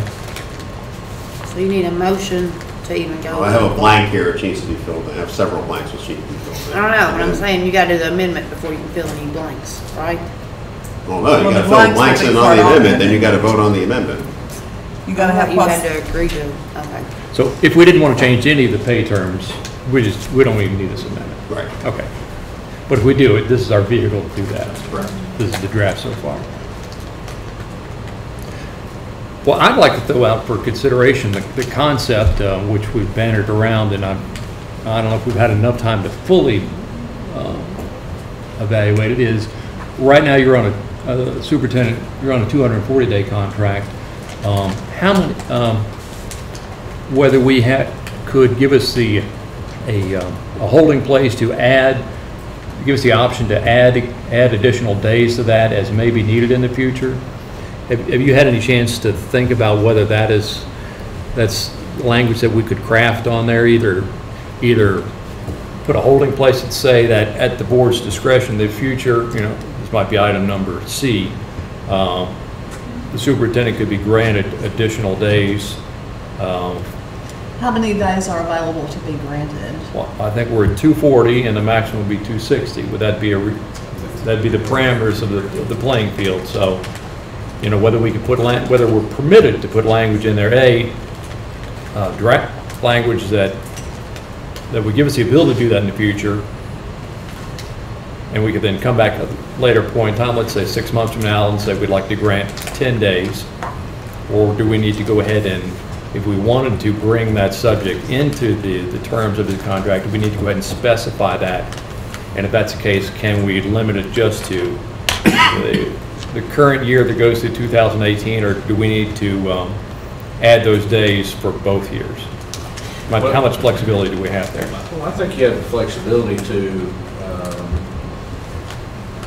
in exchange for the superintendent's agreement, I think you have the ability to, to agree to all sorts of legal alternatives, including the one you suggest.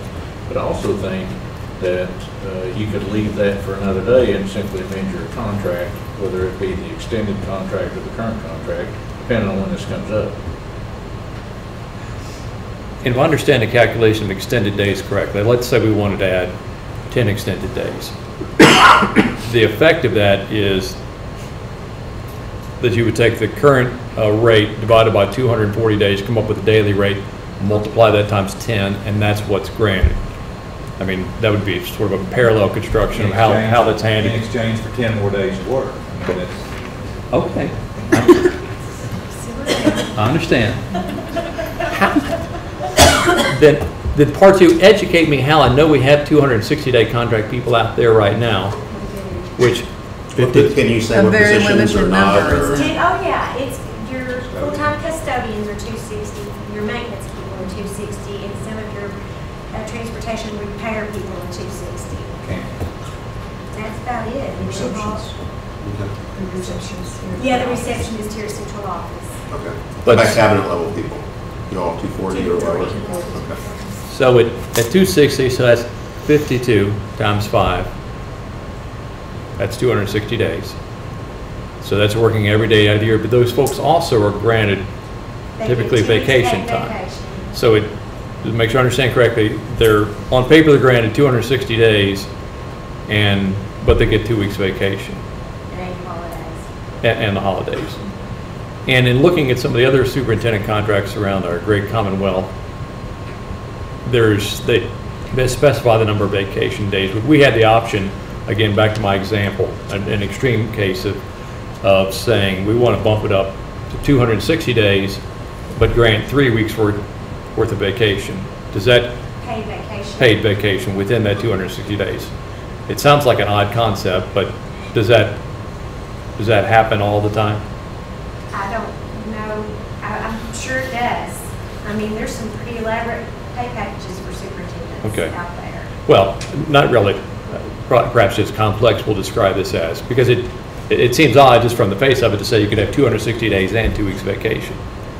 Yes. But if you're gonna have that, then if you can have 260 days, then you could have 3 weeks So basically vacation. what you would like to, you're thinking about doing is you would like to pay, instead of having non-contract days, it's to add to the pay package to have some paid days off.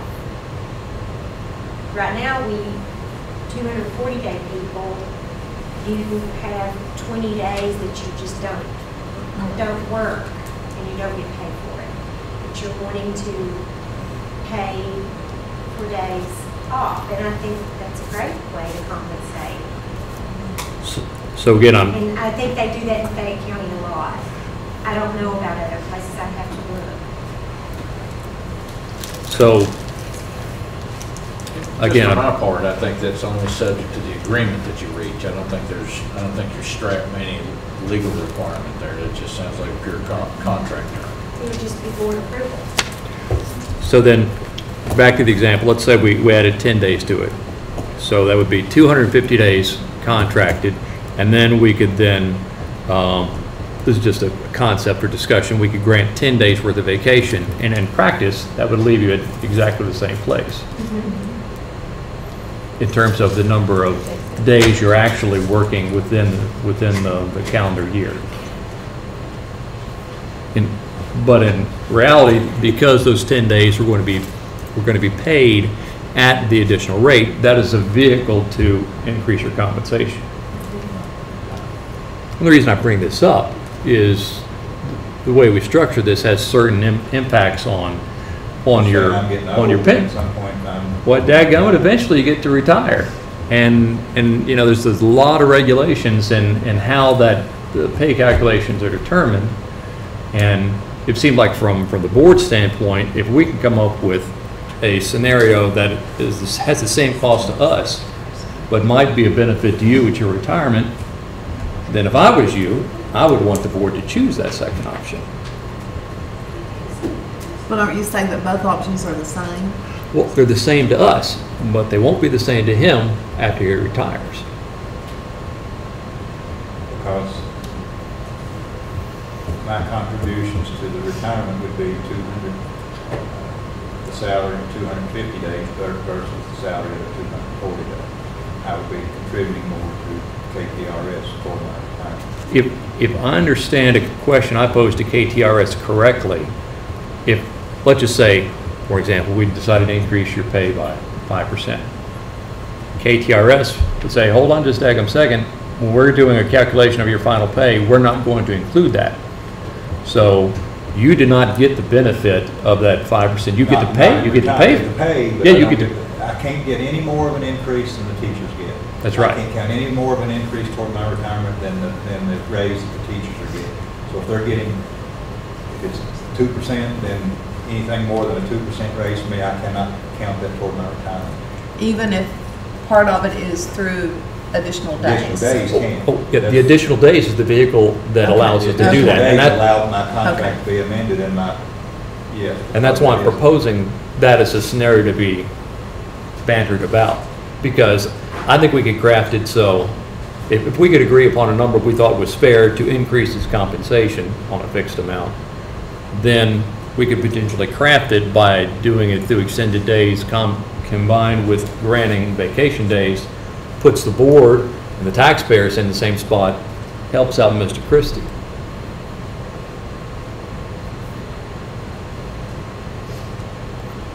I just want to throw that out there to make things more clear. It's clear. Okay. It seemed clear to me, and it seemed like it would be a benefit if I was sitting in that chair. So we could, as a means to get to that, we could sort of banter around, what do we want that number to be? And on the days, do we think we have the option of, could we change it mid-year, or based upon how it typically happens, do we have to set that at the beginning of the year? So can we say we want it to be 5 days for right now, and then 6 months down the road, pass another motion, say we would really like the superintendent to work another 5 days, and we'll grant him another 5 days vacation? I would say line that out at the beginning of the year, don't change it mid-year. Why would you want to do Anytime there's a change in my contract, it has to be reported to KDE. So that means you're going to be reporting semi-annually to KDE, multiple times to KDE if you make any kind of change during the year. So probably a midpoint on that would be, if we wanted to make a change like that, we could do it for a full year. We'd have to make it perhaps a 2-year time frame, but we could make it just on a 1-year time frame. So again, back to the scenario, we wanted to add 10 days to the 17-18 year, we could do that. But that doesn't require us to renew those 10 days for the 18-19 year. The scenario that we considered up to this point, and I'm not suggesting there's not others, but the scenario that we considered at this point is that the board would consider amending Mr. Christie's existing contract and then extending it if he chose to. So under that scenario, if you granted those 10 days in this amendment, it would carry into the extension. But we could craft wording to have it just limit that 10 days to the first year, to the 17-18 year. Well, I'm not certain it's an extension at that point. It's an extension and an amendment if you change the terms of it. So we're amending it now, so we change our terms, and then we extend the term. Well, we can amend it by saying we'd like to grant 10 days for the 17-18 year. Bada boom. I think you can do that. And then in June of next year, we could potentially say, gosh, that worked pretty well. Let's do that again for the 18-19 year. And then amend. Yes, ma'am. You do have to, take the school system, if you're going to change someone's pay for the next school year, by 90 days before the first day of student attendance, they have to receive a letter of reduction. So That would be a letter, if you took away the extended days, that's... They would say you are no longer going to be granted those for the 18-19 school year, but that doesn't mean you can't add those back, but he does have to get the letter stating that you're not guaranteed this pay for the next school year. And that would also, we could make sure the wording reflected that wasn't part of the base compensation. So what date would that letter have to go out next spring then? 90 days prior to the first day of student attendance, depending on when the That's school. basically the discussion we have with pink slips when we pink slip non-returning teachers. We do it at 90 days prior to. So to oversimplify, that would be approximately May the 15th. And we do it all the time. We do it for coaches with extra duty, for content leaders, all the people that have any kind of extra duty, extended days that are not part of their contract. Just extended days like for 1 year. That happens sometimes and they're reduced. Usually it's around that time. May the 5th. Well, I guess in that practice, you would send a letter out saying you don't have it, But and they would be, but then you could give it back. Okay. It's just basically saying you're not guaranteed this rate of pay next year.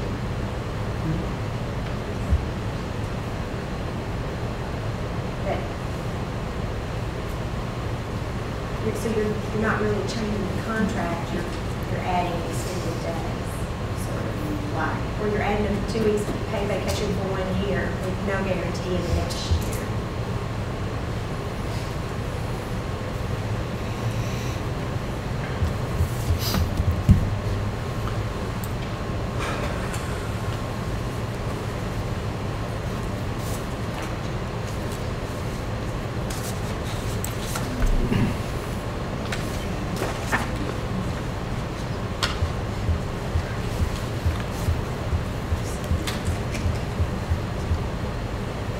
So on this little scenario concept I'm bantering about in our, each day then is approximately $531. And 53 cents. Yes, ma'am. I'm putting the approximate on there. So about 10 of those would be about $5,000 or so.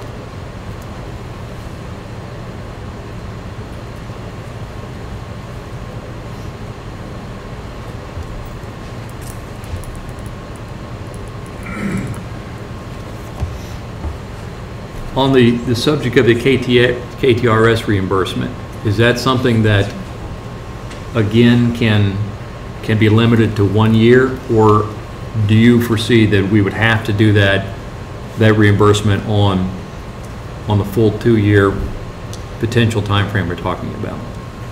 Well, I think as you suggested earlier, if you are specific enough in the language that grants the benefit to say for the 2017-2018 year, then you're not extending that provision in the 18-19 year. Okay.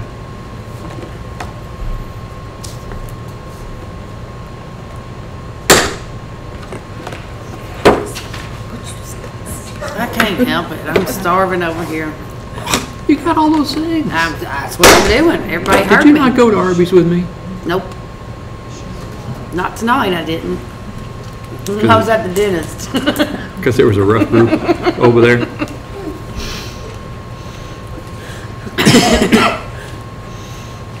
Well, at least you're not going to the dentist tomorrow. Right? That would be bad. Just so everybody knows, Cash has no cavities. Pretty proud of him.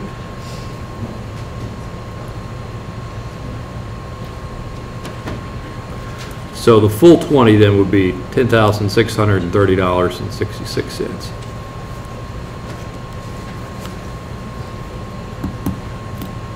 Now what? We're doing the 10 days plus? I'm kicking around different things. Obviously, 10 days would be $5,315. 20 days would be $10,630. Okay, what bottom line figure are we trying to reach? That's what we need to figure out too. I wanted to give us several different paths to get there, because different people might have different thoughts. Why don't we start with that, a number, and then we can get there. That might be easier. If we don't, we do. Well, the 10 days, the 10 additional days would bring the salary to $132,883. Which is pretty much what he asked for in the first place. Right. Well, not including the KTRS reimbursement. Right. I'm on board with the $132,883. I'm not on board with paying teachers' retirement. Well, now you're talking about how we get to that number. So you're on board with 132. Are you on board with 137? Forget KTRS at this point in time. We're just, again, talking about the total number.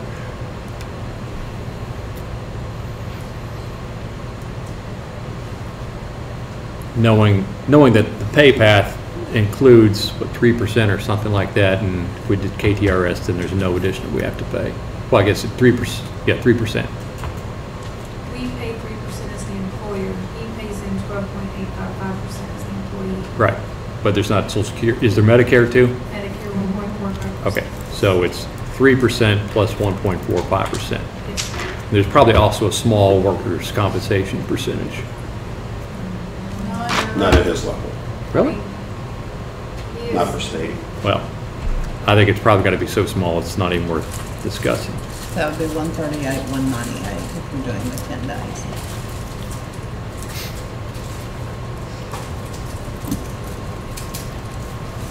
I can live with that.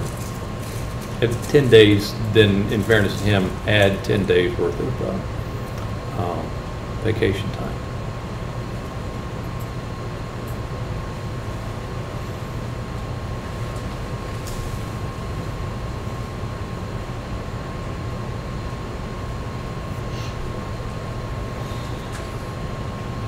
Fellow board members, what do y'all think?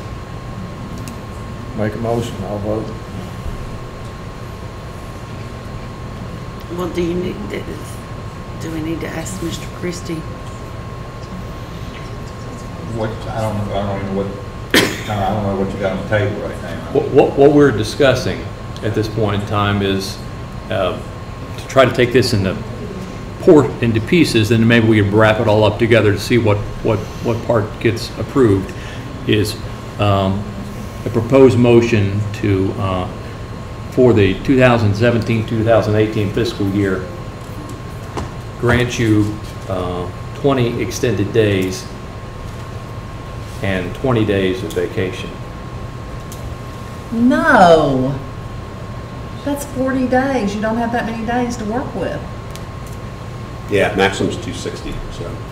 No, No, no. No, you're making it a 260 contract. 260 contract and 20 days. So again, its effect is 240, which is where it is right now. Am I not using the correct wording? I think so.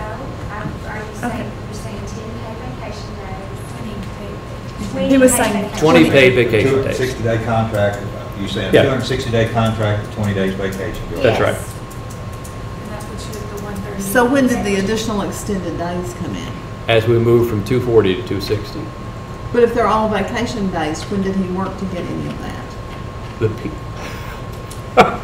well, when did the people that are on 260-day contracts and have 2-week vacation, how do they, there's not 54 weeks in the year, so it's magically built into the year as it is. It's I magic. don't think, KTRS won't allow me to count any of that toward my retirement. No. Why not? Not if all the days that you extended me Are are vacation. vacation days. So how about the people that are on 260-day contracts and have 2 weeks vacation? They're not, they don't have 20. I'm sorry, what? They don't have 20 days, they just have 10. What's the difference between 10 and 20 besides 10? 10 is the difference. I got that, but conceptually, what's the difference? Well, I know KTRS won't allow me to add that additional salary, all vacation time. You could add 10 because that's what we currently offer, but the other 10 will not count. The other 10 of it would count toward my retirement, but 10 of it won't, because that would be giving me something. So I don't know how in the other districts they get, how they do, but I know several superintendents are on 240 and have 15 to 20 days vacation. I don't know. You are saying it begs the question is, in other districts, are people on 260 and 20 days? Now, most of them's on 240. Okay. I don't know of any superintendents that's on more than a 242-day contract, but I do know of some of those that are on 240 that have up to 20 days vacation. Now, I don't know how they do it or what that works, how that works. Well, do you feel comfortable with being at half that point, being on a 250-day contract with 10 days vacation? Or what makes sense to you? Can we do 260 and 10 days vacation? Because you've got to think how many days then are you actually going to be off?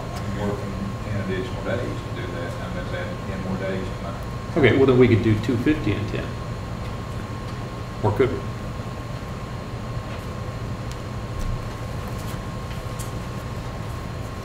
don't have any current staff at 250 to 10 days, so I don't know how that would work with retirement.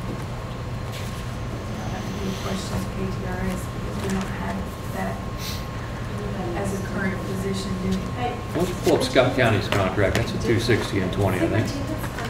I don't know, they just redid his, he sent me a copy, I don't have it here.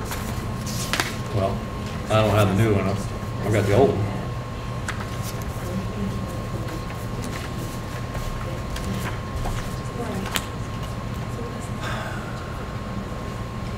The 260-day contracts are Ashland, Fort Thomas, Gallatin, Jefferson, Leslie, Scott, and Spencer. Rowan's 255, Campbellsville is 250, Fayette and Harrison are 245, Lee's 243, Boone, Virgin, Madison 242, Carter, Casey, Dayton, McCracken, Whitley 241, everybody else is 240. So let's look up the Scott contract at 260, see how this thing works. And there's somebody here at 132, I guess they're part-time. Martin County, where is that? You know, I don't know about that Scott contract. Okay. Maybe it's been changed. but Nobody here- has extended days. Because here it says 240 days. Who's another one? Another one of those lists of 260s you just read off? Ashland, Fort Thomas, Gallatin, Jefferson, Leslie, Scott, and Spencer.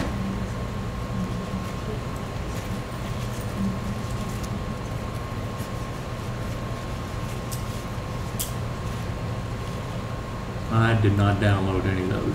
Do we want to try to find them on the, You may think that you are, they are. Sorry. Bring me Wendy's on your way back.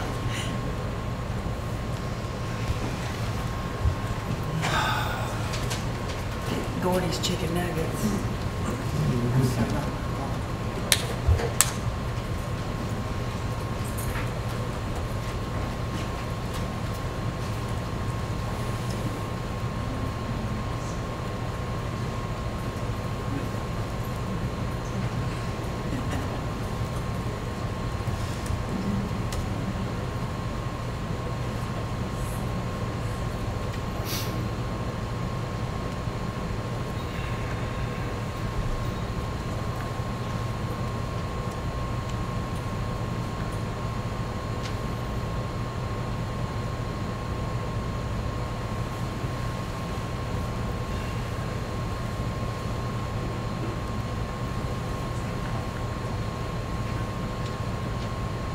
okay, I think I found the link.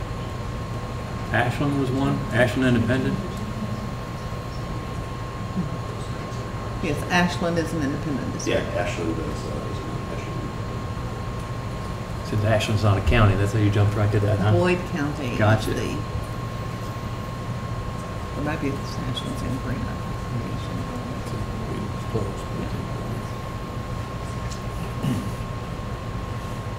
McAllisburg is the county seat. Right with that nation. Which I found strange.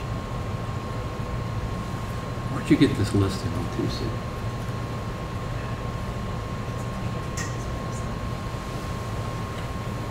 So I'd see 240 on here.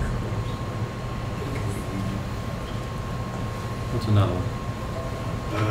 Let's see, Fort Thomas, Gallatin, Jefferson, Leslie, Scott, Spencer. Scott was Patricia Putty's contract, not Jeff Buck's.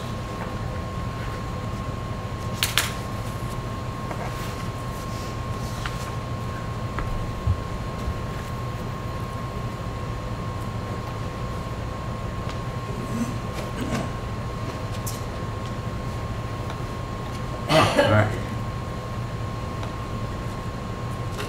So I'm on Fort Thomas.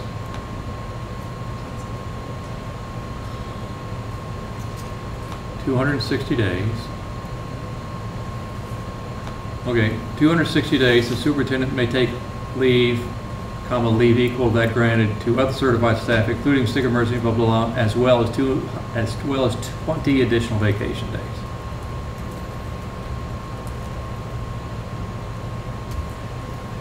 So that contract allows it. Now we'll put that off to the side. Would they consider both these actions together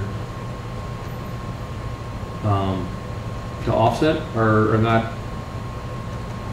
Is that presupposing what they may or may not think? Did you get a chance to talk to them any about it? Yeah, I've talked to them, I know The issue here is the granting of the vacation days. What they would consider that to be an offset? that,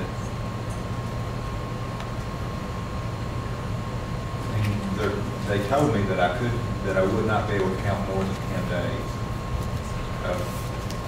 If it was extended 20 days, I couldn't count, and it was all vacation, I couldn't count more than 10 days as support my retirement, because that's as much as anybody else gets to count. Okay. I don't know why KTRS says that, and you sit there and you read a contract where somebody's got 260 days and they're granted 20 days vacation. Oh, Well, maybe theirs aren't counting toward their retirement. yeah, we could do the same thing, but it wouldn't count. And Why so would what, they agree to that? so the scenario Well, that that's we, what, yeah, and that's what they did say, you can agree to anything you want. well, so the scenario what we wouldn't want to occur is to do the 260 and the 20, and then they come back and say, no, that 10 doesn't count, but then you paid 12.75% on 10 days and got nothing out of it. You couldn't find yourself in a position like that, could you? I talked to them about that, and there's a way of not, Would they refund it back to you? they, at the time, they would refund that back to them. So if they would refund it back to you, then that would be a no harm, no foul. We gave it a try and they said, yeah, that's all right. Or they said, no, we're going to limit it to 10 days and we'll refund it back. And you'll get your money back. Now the downside would be we're not going to get our Medicare back. So that's just 1%. And I think the potential upside to you is worth a 1.45% gamble. Because from my standpoint, we want to have a happy superintendent that feels like he's being well compensated. If we can do it with keeping the taxpayers' money about the same, that's a win-win situation.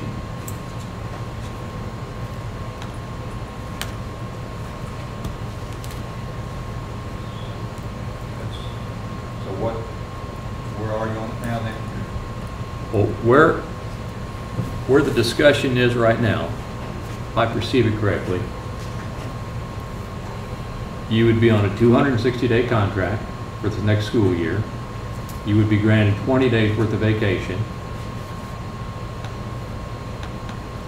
That's how we would compensate you. Upon your retirement, path A would be they go, okay, looks like they extended your days 20 days. There you go. That's your new calculation of your final salary. Path B is they say, hold on just a second, we've got to limit it to 10 days, and you say, fine, give me my daggone money back, I paid on those 10 days, and they would say, here's your money back. So we'd have upside potential for you. The only downside is we would have paid Medicare on those extra 10 days, which is not an incredible amount. Considering, again, you know what the math looks like. If you can get that and then ride that out throughout retirement, that's quite a multiplier for you.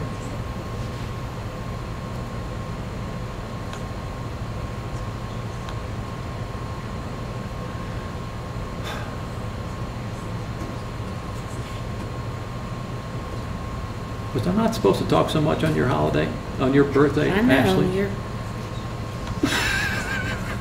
You're cutting into my time.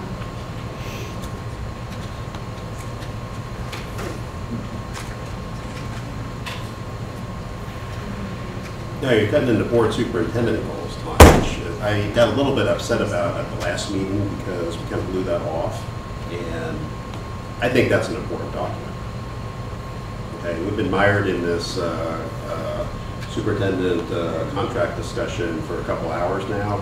And like I said before, this is our blueprint for improvement. This is the reason we got into the school district. I want us to talk about this at the same length with the same details. We'll talk about everything else.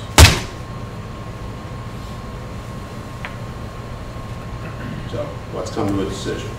I'm going to ask that those board superintendent goals be moved to different meetings so we can give them the audience they deserve. I concur. All right, but to wrap this up then, I would like to make a motion then that we... No, you're going to need to extend, you're going to need to amend the amendment, and then we're going to need to vote on the amendment. Well, the amendment is just a draft at this point in time. It has to have numbers in it. It needs to have numbers in it, and you're going to be taking out one clause, you're going to be putting in something else, and you've got to fill in the blanks, so. Okay, so on the amendment that's been proposed, that we strike what's written under 2A and B, and we craft wording to reflect that the contract be extended from 240 days to 260 days would be part A. And this is for the... Go ahead and craft that wording now.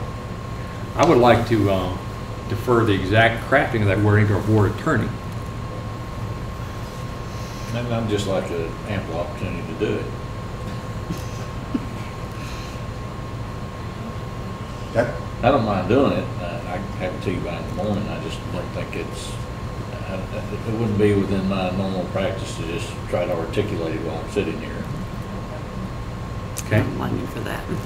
You may think this is a semantic discussion, but once we approve this, it's going to KDE, it's going to be on it's going to be on their website, other people are going to be looking at this, so we need to make sure it says what we want it to say. So, if my desire is to replace what's drafted as A and B with a new, essentially C and D, we can't do that right now.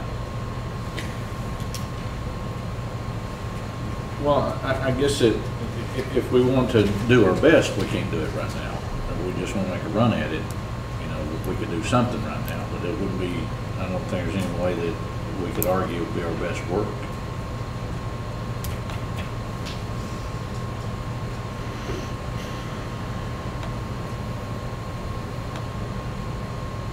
I mean, I'm happy That was the having a whole meeting. point of having the work session 2 weeks ago. Okay? I wanted to get everything that was involved with this out then, get it out in the open. We got other stuff that's going on here, we're changing again. We had somebody add something to the agenda late, or wanted to add something to the agenda late. We got to backtrack, we got to do a lot of additional work. That's not really the way this board is supposed to function. I'm sorry. We do poor work when we do things this way.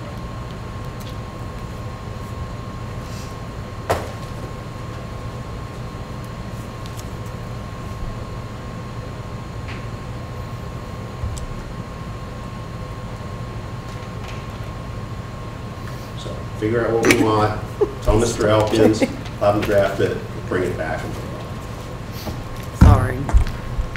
If you want to amend it now and vote on that now, and if not, the attorney is telling us not to do this, but if you want to go against his counsel, that's fine too. But let's make a decision. Could we have then a motion to ask the attorney to, I would propose some general concepts, and then ask the attorney to draft language to reflect that, and then bring that back. And, I mean, potentially we could have a special meeting in 3 days and approve that wording. We have a special meeting, I won't be here. But Okay? we had 6 meetings between regular called meetings, superintendent evaluation. How much time have we spent in this boardroom the past 6 weeks? A lot. All right, and my problem is we agree on something and then we bring it back and we gotta tweak it some more, and we gotta tweak it some more. Yeah, you're never gonna get it perfect, but there comes a time where you say, listen, we need to make a decision. Okay?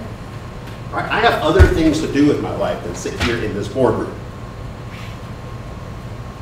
Right? This is a very inefficient and lousy way to do things. This is poor work. I am ashamed to be part of it.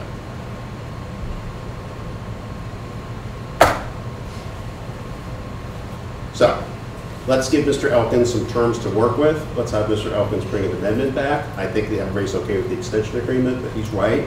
You got to work on the amendment before you work on the extension agreement. We'll vote on it at our next opportunity.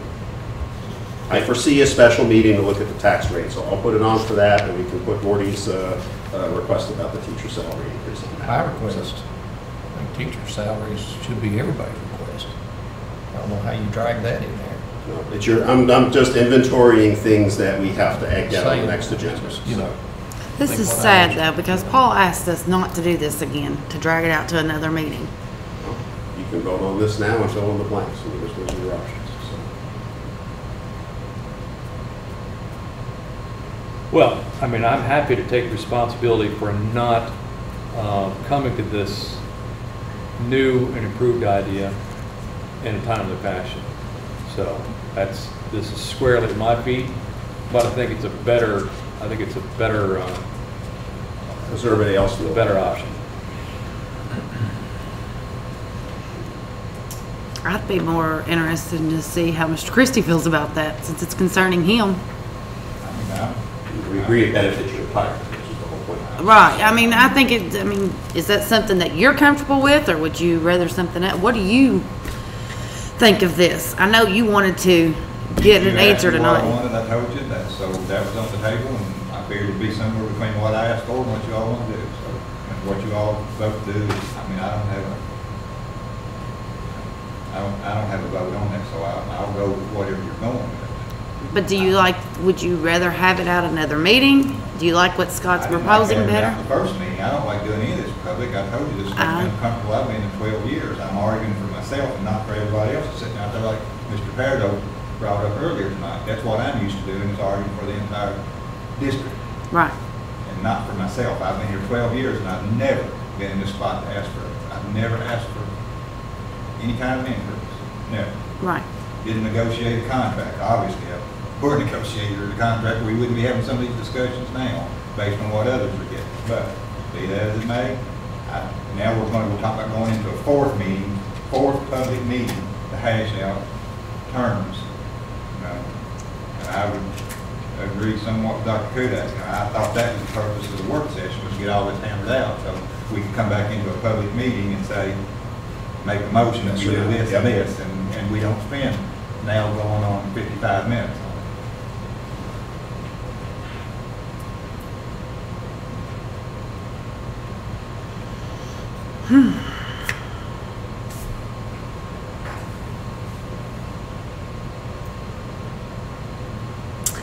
Okay, well, Dr. Kudak, if you had what would be your, if we did something tonight, what would you?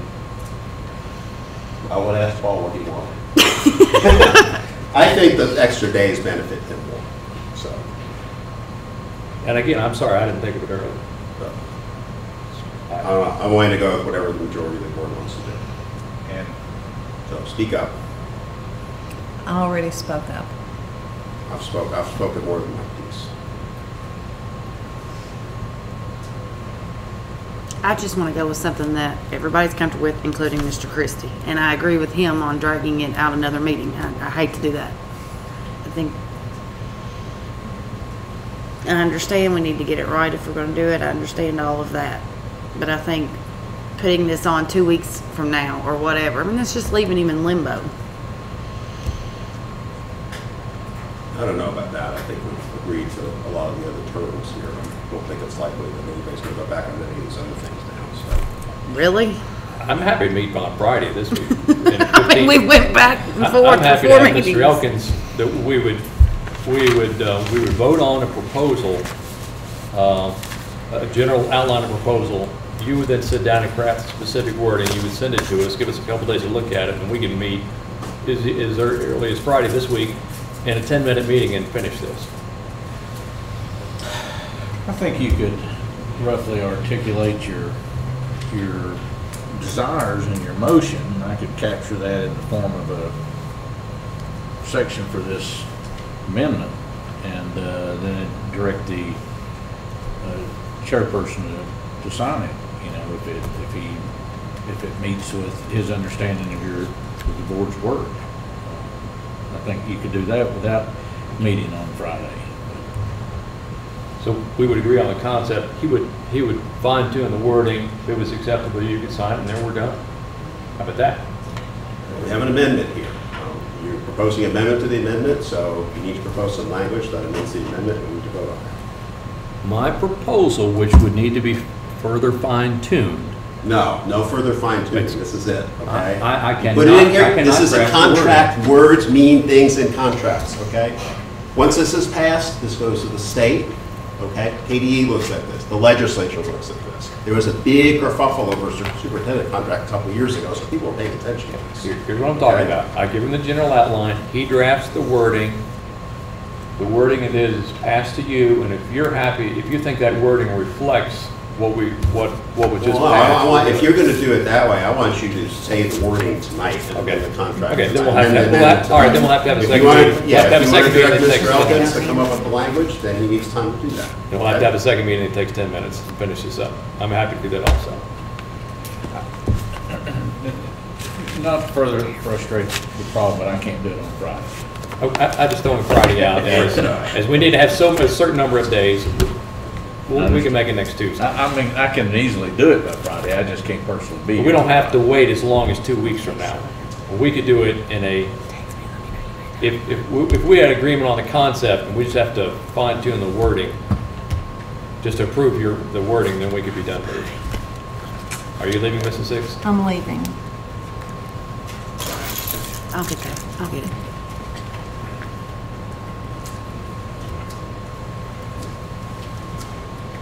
Okay, I'll try this again. That I would like to make the motion that we accept all the provisions of the amendment that draft that Mr. Elkins has provided so far. We strike 2A and 2B and we replace that with wording that reflects the desire to extend the superintendent's days from 240 to 260 for the 2017-2018 fiscal year, item number 1, and item number 2, or item B, new item number B, that we also grant the superintendent 20 vacation days within that year. Okay. Go ahead and restate that again. My restatement is that we utilize all the wording that has been proposed in the amendment to the contract employing superintendent. We strike current items 2A and 2B, and we replace those with new item 2A, essentially reflects the board's desire that the superintendent's contract for the 2017-2018 year be extended to 260 days, and new item 2B is to reflect the board's desire that the superintendent be granted 20 vacation days. Undo that. The KTRS goes away, right? Both those items, yes. Okay.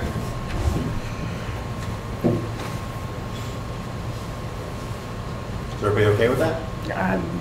I'm so confused. And I guess we would need a second on it. Huh? We would need a second on it for it to move forward. Do you have all that wrote down? I do. Can I read it real quick? So, all right, so on this, strike 2A, strike 2B. 2A is going to read 260 days. 2B is going to read 20 vacation days. Okay. And so the effect that has, this is not part of the motion, it's just a comment. What? We would have to have a second, I suppose, then we'd have a discussion of the motion. I'm sorry. No, second. I mean, so we can't even, we can't even address Mr. Christie at this point now if there's a motion being made that's okay with him. I mean, I don't want to screw him up. Is this not at all what you want? Just tell us. It's about half what I asked for, that's about what I expected. I don't mean that to sound really recurring or anything, but Is this going to mess you up in any way? not that I'm aware of. But before I sign a contract, I will clear it through KDE and KTRS. So if we second this, you are comfortable with what's been... I just want to move forward. I'm at that point. I want to move forward too, but I want you to be... For one, we appreciate what you've done, what you are doing, and that needs to be shown. So if you are comfortable with it, then that's what we need to know. If you would rather go back to the original of what we were talking about in the beginning.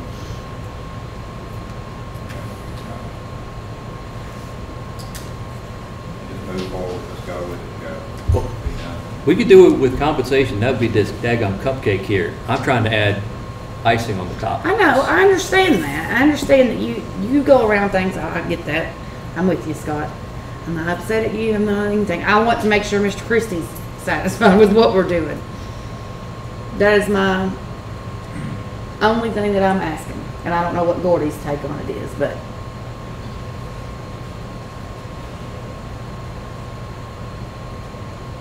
But since he said that he wants to move on, I'll second that motion. All right. Any other discussion? All right, all those in favor say aye. Aye. Opposed? No. Let's see, so we got one aye, one no.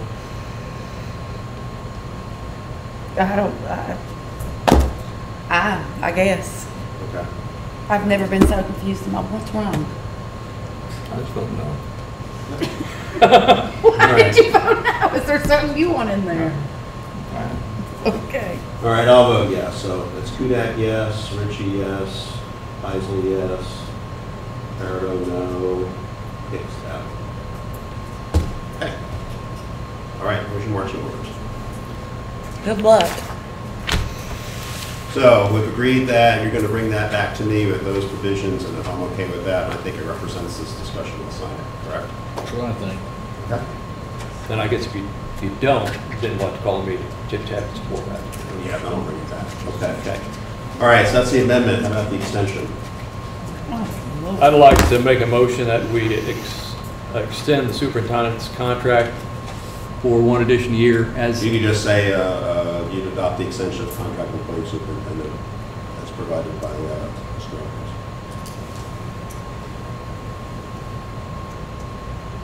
Okay.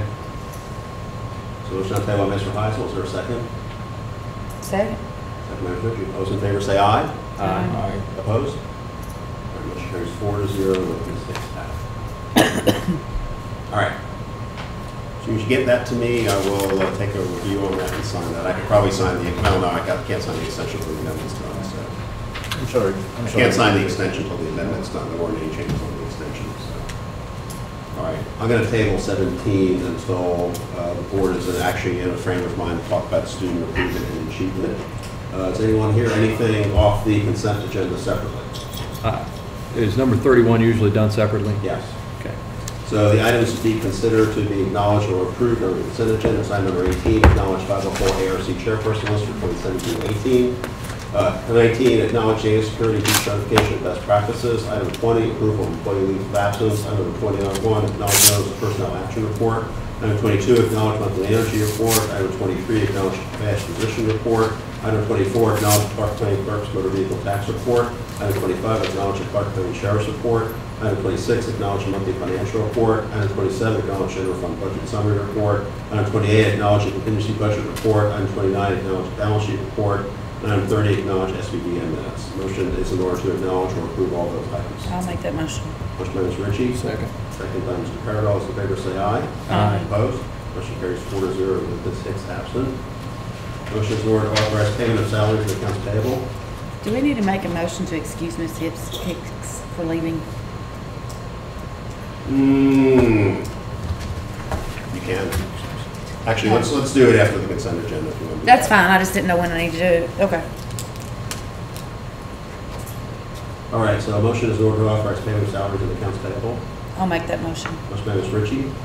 Second. Second by Mr. Parrott. All those in favor say aye. Aye. Opposed? Nay. I'm voting nay because we had to had a budget meeting. All right, motion carries 3-1 with Ritchie, Parrott, and Kulak in favor.